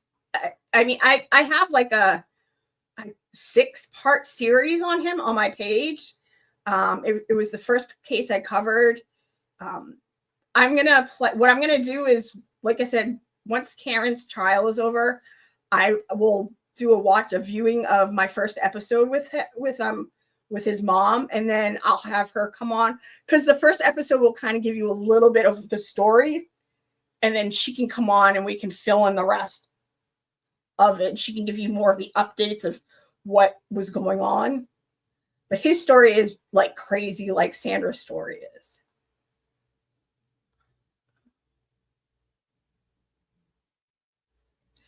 Yeah, his name is Brandon Embry. He lived in Asheboro, North Carolina. Barb posted in there. If you want to go to his mom's page on Facebook or TikTok, I don't believe she has a Twitter. It's Brandon's Voice. And like I said, you can watch my videos with her. I have a long series with her. Her and I sat down for like 9 hours and I interviewed her. It was crazy. Like I said, it's my first case, and like I did a 9-hour interview.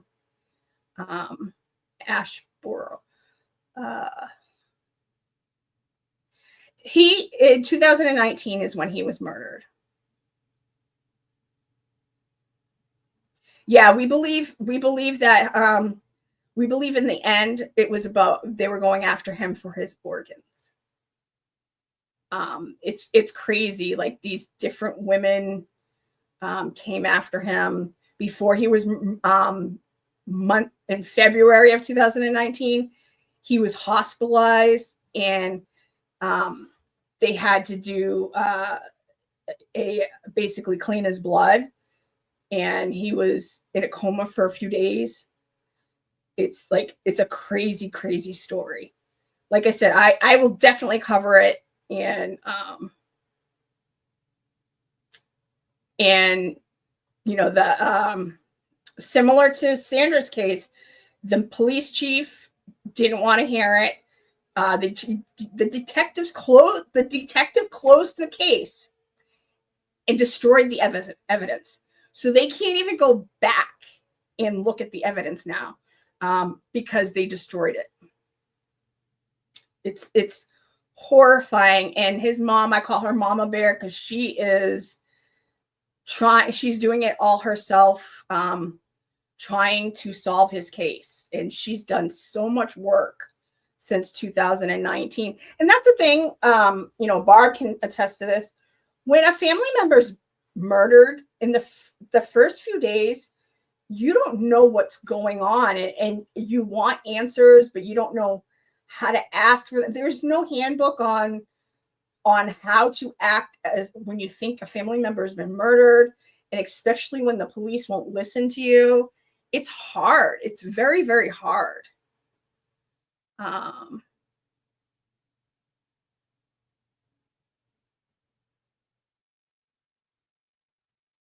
Thank you. Yeah. He got me so angry because it was an ongoing thing, and he did it again that day. Sorry. He was just, Bob McCarthy's just an asshole. And my last straw with him was when I went up and held that sign in front of him. And I said, I was loud. I'm not going to say I wasn't. But I said, her name is Sandra Birchmore. You need to learn her name. She was murdered in your town. Learn her name. And he said, get out of here, lady. And when he said that, now, I'm not the type of person you say that to, because I'm not going to leave, and I'm not going to be nice, and I'm going to get loud.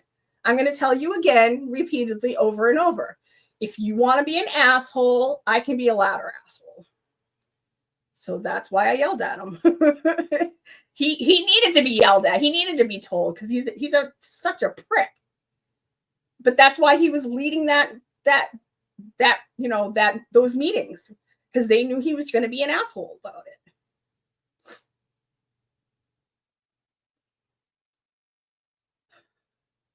Yeah. I mean,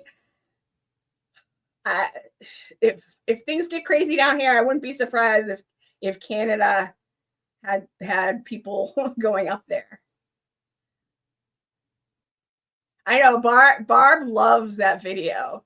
Me, I'm like, because if you don't know why I did what I did, like, it's weird. Like, why is this lady going up and yelling at this guy? But if you know what he had been doing, like in past meetings, calling her Sarah, and repeatedly after being told that her name was excuse me, her name was Sandra, and he continued to call her Sarah, no, he needed to be told. And the funny thing was, we didn't even plan on going to that meeting. We didn't even know that meeting was going to happen. I just happened to be down there, and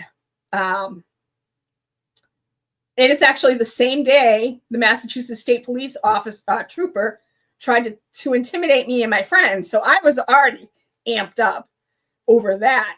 And Bob McCarthy, being an asshole, was like, no, fuck this guy.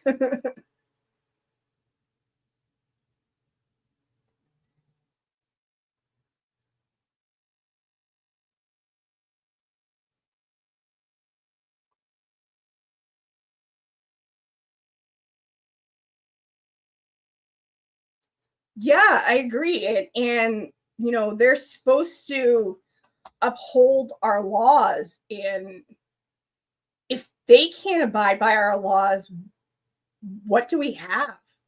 We don't have a functional society. We need them to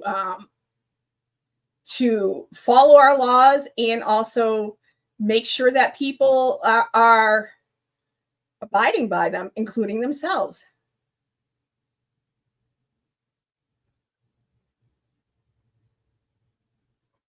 Um, so yeah, me either. Like, after what happened with Sandra, he should be taken off those. It's like such a slap in the face to Sandra's memory, all of our family and friends and supporters. It's like such a slap and to any other victim that has to go and him be the case manager, or the lead on the case, or the lead supervisor on the case.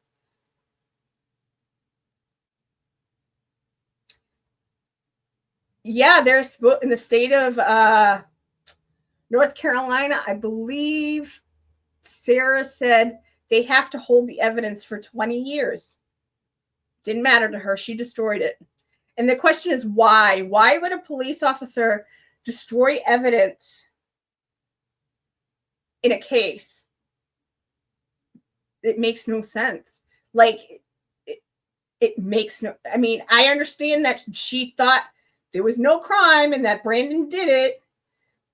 And they were trying to say that he smoked synthetic marijuana and like went ape shit and did it to himself.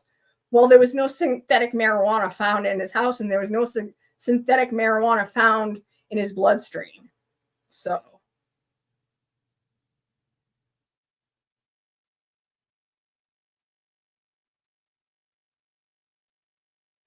yeah, what happened was, we believe that he was given antifreeze, and we think he drank or ate something that the antifreeze was in. It was probably a drink, because antifreeze is sweet, and he liked to drink sweet tea.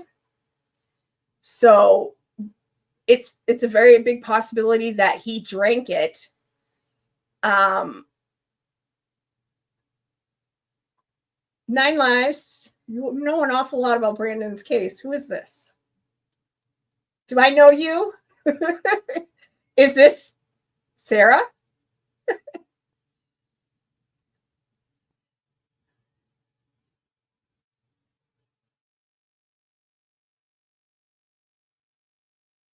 Thank you. Is it you, Sarah?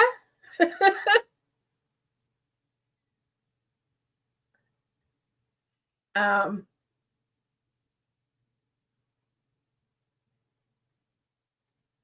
oh, this is Brandon's mom. This is Sarah, Brandon's mom.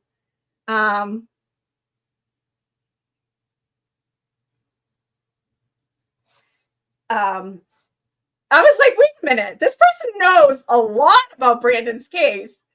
Yeah, Sarah is awesome. I call her Mama Bear because she just slays, and like I've told her repeatedly, once you solve Brandon's case, you should become a detective, like a PI, because she's so good at it. She's so good at it. And Brandon and Sandra own like equal parts of my heart. Like half is for one and half's the other. I just feel bad that I haven't been on Brandon's case as much as I used to. Every once in a while I'll be like, think something, and I'll like look into something and I'll make a video and share it. But I used to, do a lot more on Brandon's case, and I kind of feel bad that I haven't, because I've been doing Sandra's case. But like I've said, if I don't know how deep I would have gotten into Sandra's case. I told Sarah when Matthew Farrell got arrested, I said, I know that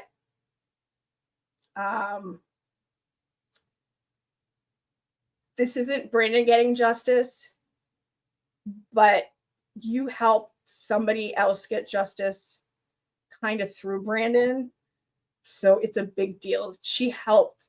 If it wasn't for Sarah, I would have never made that Facebook page. I was looking into Sandra's case, but I wasn't in like jumped full feet in. And because Sarah asked me that day and said, what's up with that Sandra Birchmore case? That was the start of it all. I was shocked. I was floored that she knew. And I was like, how the fuck do you know about Sandra Birchmore? Because, she's down in North Carolina and nobody around here knew it. And it's because she had interviewed with the guys from the case, and she knew about the case podcast. And, we talked about it, and we said, let's do the deep dive. And for a few weeks, we really looked into Sandra's case. Sarah was looking up how much teaching assistants made in this area.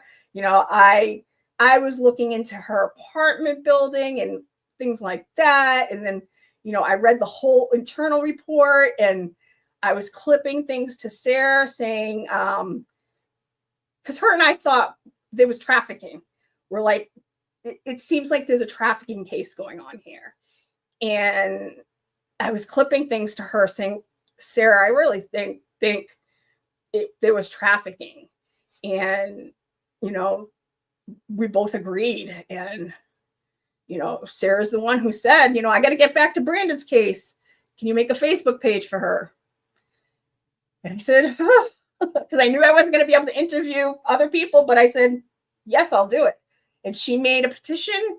I made the Facebook page, and here we are now, over 2 years later. And finally, Matthew Farwell is off the streets. We still have the rest of the guys to get off the streets. We still have, the abuse portion of Sandra's case. But at least that animal who took her life is off the streets. And Sarah had a part in that. And that's why I made sure when he was arrested, I made sure to say that to her, because she had a big part in it. Getting, that's why she's an honorary mod. She doesn't mod on the page, but we have her as a moderator on our Facebook page, because she had a hand in the beginning of the Justice for Sandra Birchmore group getting started.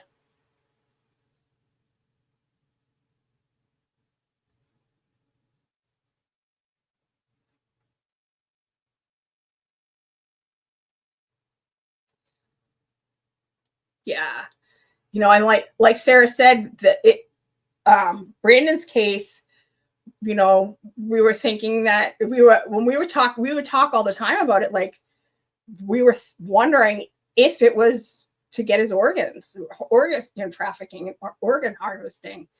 And Sarah even found that there was a bunch of men the same age as Brandon who were also murdered, and those guys could have been part of the trafficking of organs. But it's like the women that he met it's insane. Cassandra, like, she's a lunatic. It's just his story is as crazy as Sandra's, but it's a different story. And Brandon's story made me, when I saw John O'Keefe's injuries and I saw there was no blood, like very little blood on the scene for Officer John O'Keefe, I said, there's no way, because Brandon had injury to the back of his head, neck area, and there was a lot of blood. There was an imprint of his head on his bedroom floor, and you could see the blood spray. So there's no way that Officer O'Keefe had the injury that he had, and there was very, very little blood found.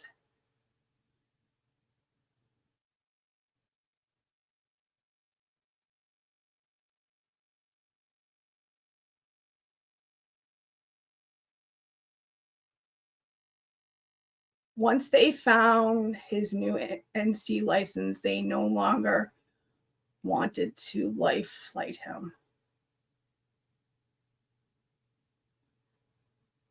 Yeah, and like I said, when I saw the crime scene for O'Keefe, yes, there probably would have been less blood for John O'Keefe, because he was outside, and the cold can restrict the arteries, but there was only droplets. They only got droplets. That, trust me when I say it, that crime scene would be a lot. There would be a lot of blood on that crime scene.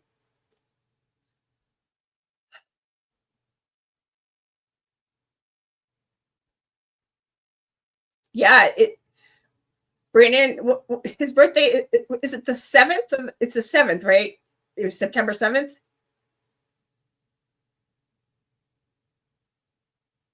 see how much I remember.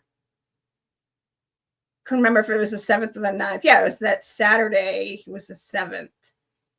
And he was dead by the 13th.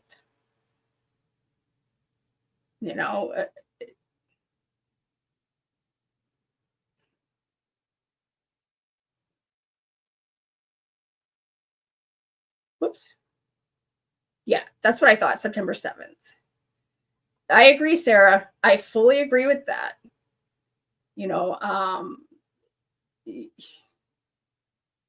Like I said, when I saw those injuries, first thing I said was like, there's no fucking way.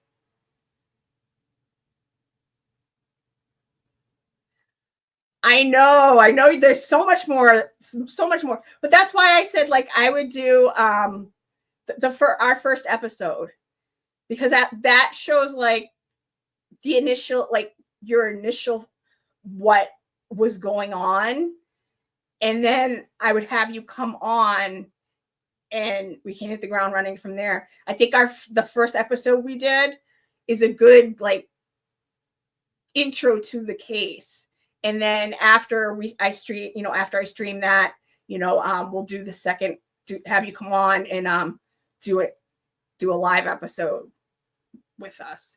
Because I know there's a lot of people who would like to hear about Brandon's case. Almost every live I've done, I've mentioned Brandon. I've mentioned you and I've mentioned Brandon. Like I said, Sarah is part of why, this got kicked off. In both cases, Sarah was my first delving into true crime. I was already doing, interviews, but Sarah took a chance on me when I saw her TikToks, and it was my first, true crime interview. And then it kind of was like almost full circle. She pushed me to take on Sandra's case, and because I had worked with Sarah, and, with the other families of the other interview that I done, but, like with Brandon's case, I would help Sarah. Sarah would be like, I'd say, hey, what do you need? Or she'd ask me, hey, can you send some emails? Can you contact them? I'll give you a list of people. Can you contact these people? I'll be like, yeah. Or, sometimes she would bounce things off me and, hey, do I sound insane? And we'd always joke. Sarah and I would always laugh and joke. Like if our phones were ever pulled by the police, they would be like, are you a psychopath? Because the things we were Googling, like, were crazy.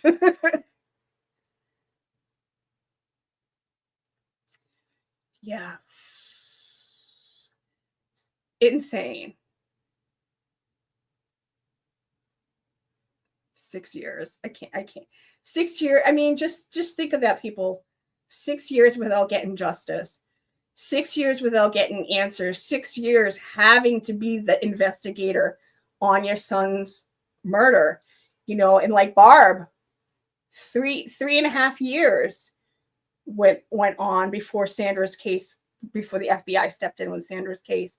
Barb and I for 2 years, it was 2.5 years, I believe, at that point, were trying to do what we could to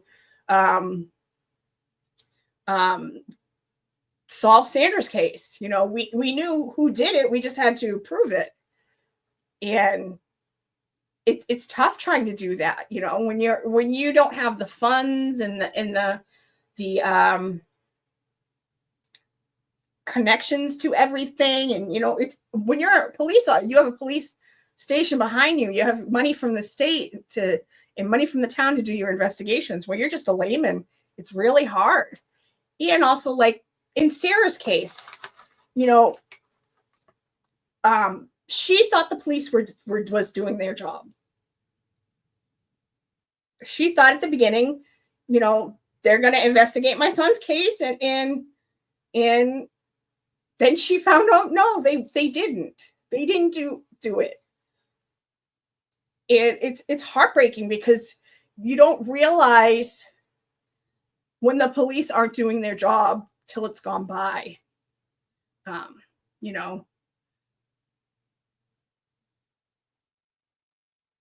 Thank you. Yeah, I intend. Thank you. Thank you so much.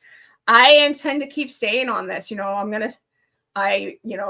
Sandra's case, I'm going to see to the end. I made her this promise, and that's one of the things Barb and I have talked about. When things get to a little bit further down the road for Sandra's case, we both want to come back and help Sarah with Brandon's case as much as we can, from where we are, and maybe try to replicate what we did for Sandra, for Brandon, like total, like really. And Sarah's done a lot of work trying to do this, and she's done amazing work.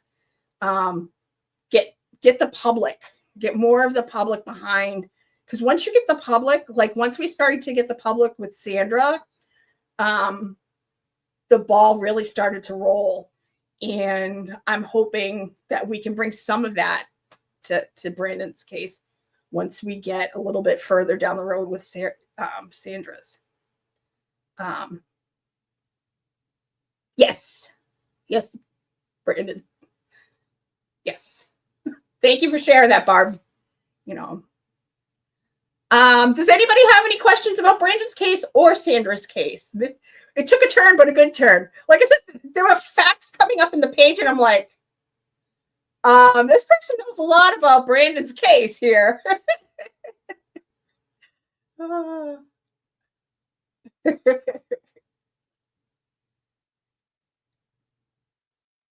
You know, my when I was interviewing families, it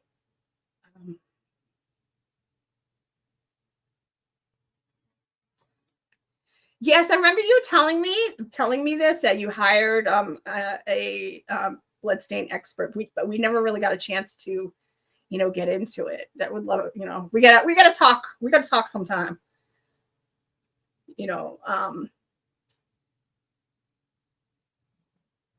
It's hard to watch families having to investigate their own, sons, daughters, and cousins, and best friends, nieces, nephews, murders.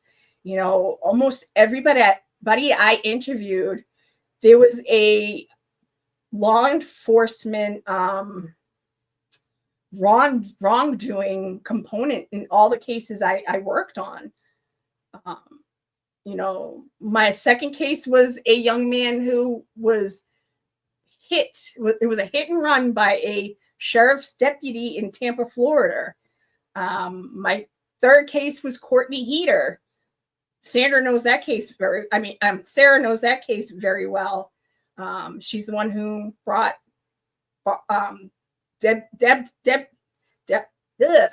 to me to interview. Hers had a lot of police corruption. That's also another case out of North Carolina. There's a few other cases that I worked on where they all had a component of police corruption.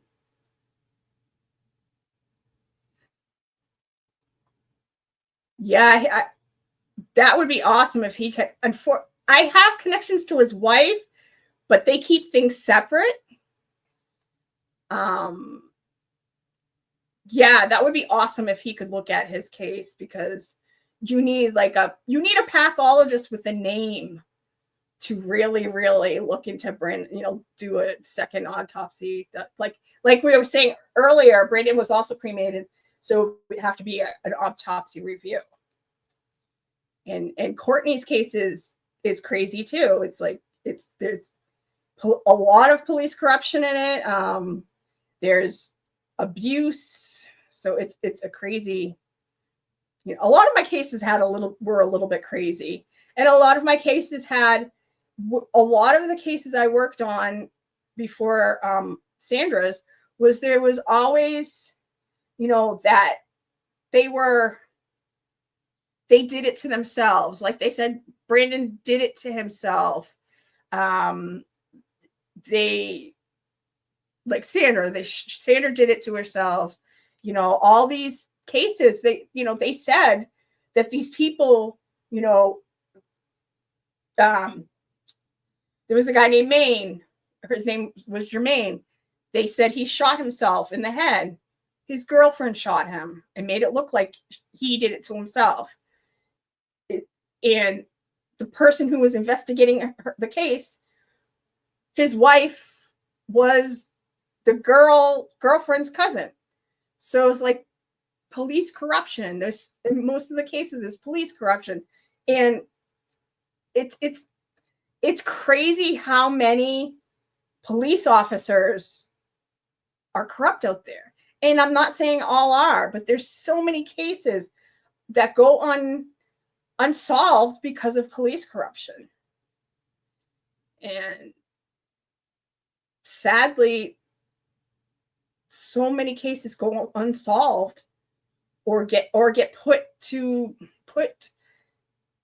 and labeled as they did it to themselves or if it was a suicide, you know. Thanks, Barb. I have to run. Oops. Hold on. I got to scroll up because I like reading it on this side. I'll have to run. But thank you all for your dedication, love, and tenacity. Good watch over you. God watch over you. Go about getting justice. Thank you. You have a great night. Thank you. Thank you for joining us tonight.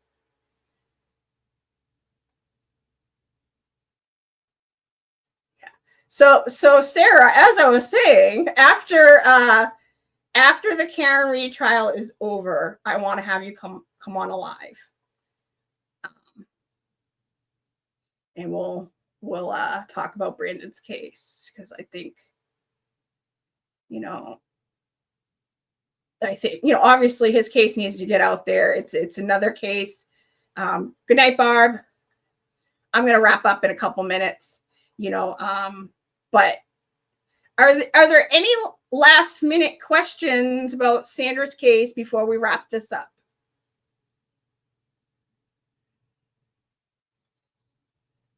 Thank you for being here. It means a lot. You've been a big supporter. Whenever I'm on a show and you're in the chat, you've always been supportive. Whenever I come in the chat and you're there, you always, greet me and ask me what's going on in the case. So thank you so much, Sherry D. Thank you. Thank you. Yeah, just because I'm sort of covering Karen's case. I'm covering officers who have been on both cases, but I also some people I have been, I have been showing their interviews or them on trial, the stand. But before we go, I do want to make a comment of Sergeant Buchanan. He wasn't on Sandra's case, but he represented the Massachusetts State Police, and what he did was a joke, and it was disgusting and vile the way he acted on that stand. He was supposed to be the voice for John O'Keefe. He was supposed to be showing information, and granted, I don't believe Karen's guilty, but he was still supposed to be the person up there showing evidence and being the voice for John O'Keefe, supposedly. He thought his arrogance, his attitude stunk. He was obnoxious. To sit up on that stand and giggle and laugh and smirk and be condescending is absolutely ridiculous. And he should be ashamed of himself. And I hope he loses his job too. Because we don't need people like him being police officers, because he takes it as a fucking joke. This was a fellow police officer, and you couldn't go up on the stand and take it seriously. Your badge should be pulled and thrown in a dumpster fire, because that's what you displayed when you were on the stand. It wasn't a joke. Nobody was laughing. We all take it very seriously about that officer, John O'Keefe, was murdered. And for the fact that you went up there and laughed and carried on the way you did for 3 days, I hope you lose your badge, because the state of Massachusetts does not need people like you on the Massachusetts State Police. You are the epitome of what is wrong with policing and what needs to change. Yuri Buchanan or whatever the fuck your name is, you are a piece of shit. And that's all I wanted to say about him. Yeah, honor, integrity. He doesn't know what those words mean. Like how he said, English is his third language. Well, he needs to look these two words up, because he does not understand what honor, integrity are. What he did on that stand was vile, disgusting, and like I said, I hope he loses his badge, because we don't need him having a badge in the state of Massachusetts. The people of Massachusetts deserve better. Your fellow officer, John O'Keefe, deserved better. And the O'Keefe family deserved better than what you displayed on that stand. I'll end it right there. All right. Are there any last minute comments? Later learned why he laughed when Brennan didn't say Garino in his name correctly. Hank said the guy's name who was a rat in the Bulger case or something like that. Yeah, I heard that. I heard that. Yeah. It's his attitude and his actions on that stand made me sick. Made me sick.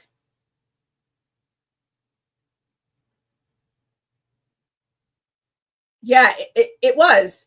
And him laughing, like you're laughing at the trial. Great. Like I said, I'm a Karen Read supporter. So I do not want this to go good for the Commonwealth. But the way he displayed himself, his actions on that stand for the trial of who you guys are saying, you're trying to say that she murdered a police officer. I don't believe that she did, but you're trying to say this. You're going to act like that on the stand. Disgusting. For a fellow brother in blue. What happened to that thin blue line? You don't care about that blue line because you care more about the blue line that went up to Brian Albert's doorstep. That's the blue line you cared about. All right, let me stop because I don't want to go on for another hour because I probably could. Actually, I can't decide if Hank wants Morrissey's job or to defend him when they take him down. I personally have been thinking that when Morrissey, this has been like a way to get him in front of the public. So when Morrissey, I don't think Morrissey is going to run again. And he probably wants to take over Morrissey's job. So I think, good night. Thank you for coming. Good night, Sarah. We'll talk soon. We'll talk soon. Thank you for coming, Sarah. That was funny. So I think he wants Morrissey's job, and I think this is their little scheme to get him in front of the public and to get his name out there so people in the state of Norfolk County learn. Yeah, that I've been thinking that a lot too. I have been thinking about it.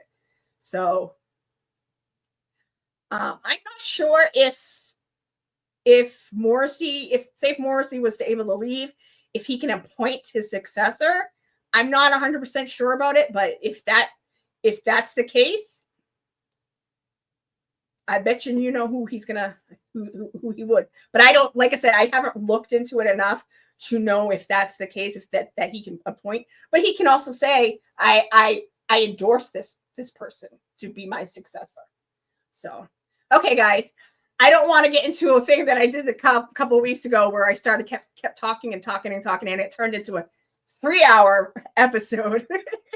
I mean, I can talk for 3 hours, but I don't want to do that. So, I mean, I don't want to like have people have to sit here and listen to me for another hour. So, thank you everybody for coming to watch. Thank you for all the replay crew. Love you guys. Love you guys in the chat. Thank you for all your questions tonight. And always coming to hang out with me. I really, really appreciate it. Before you leave, can you please hit the like? And if you are not subscribed, please subscribe. I'm almost up to 2,000, and it would be great to hit 2,000 the next week or so.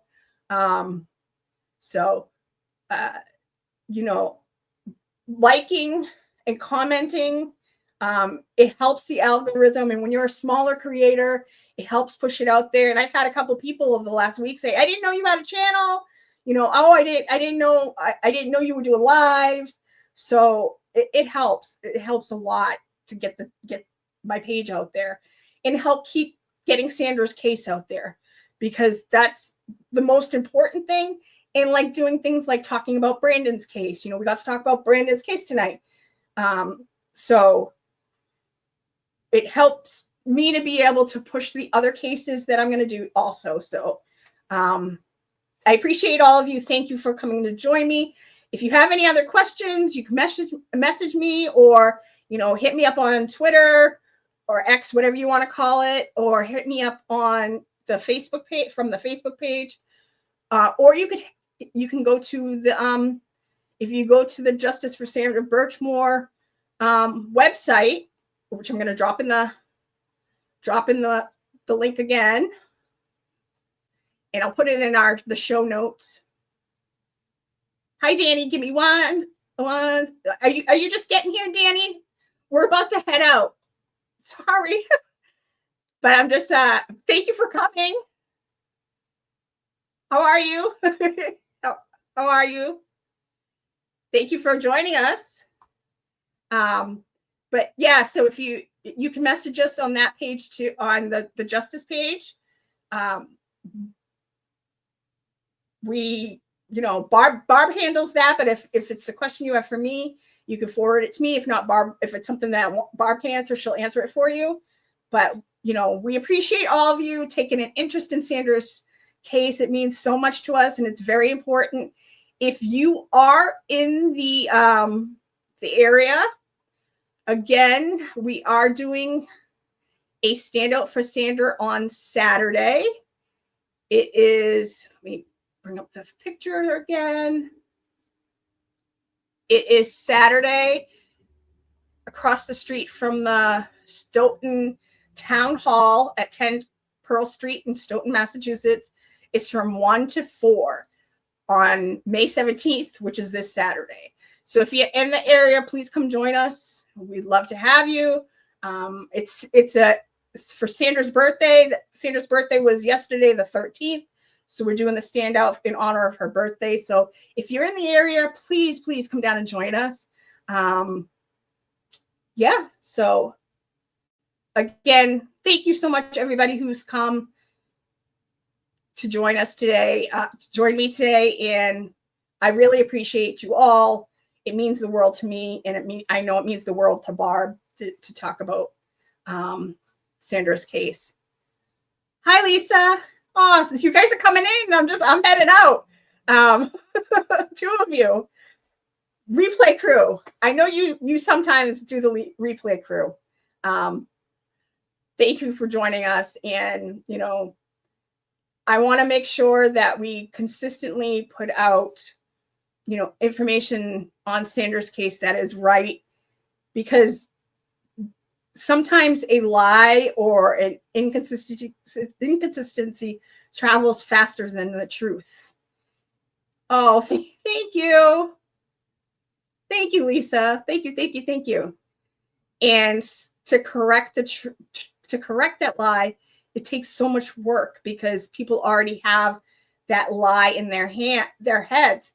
We want to make sure that people, we're telling you the truth so you guys could tell others the truth.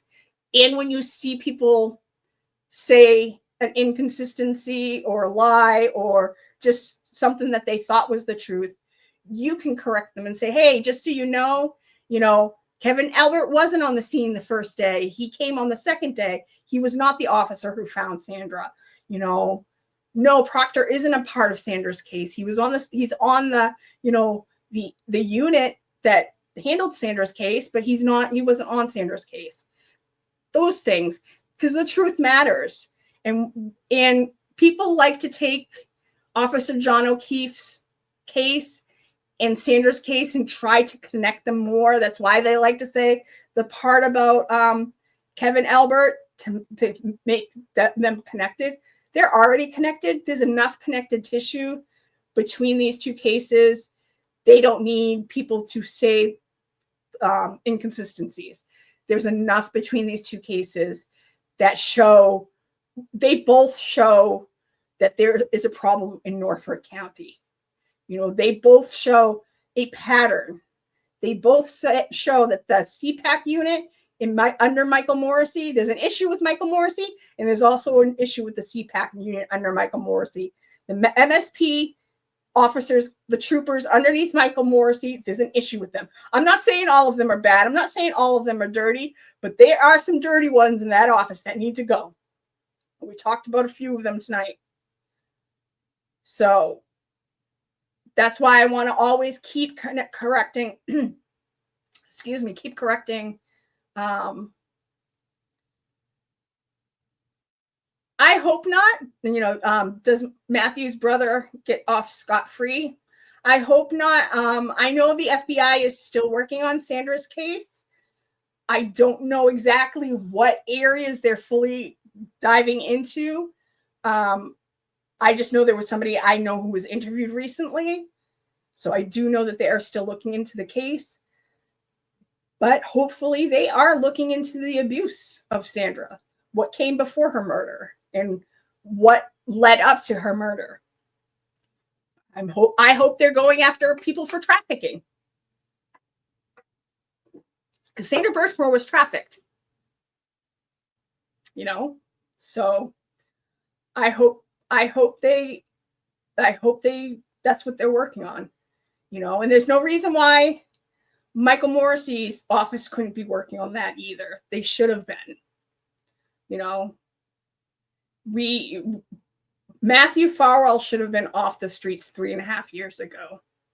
And the other guys should be off the streets too.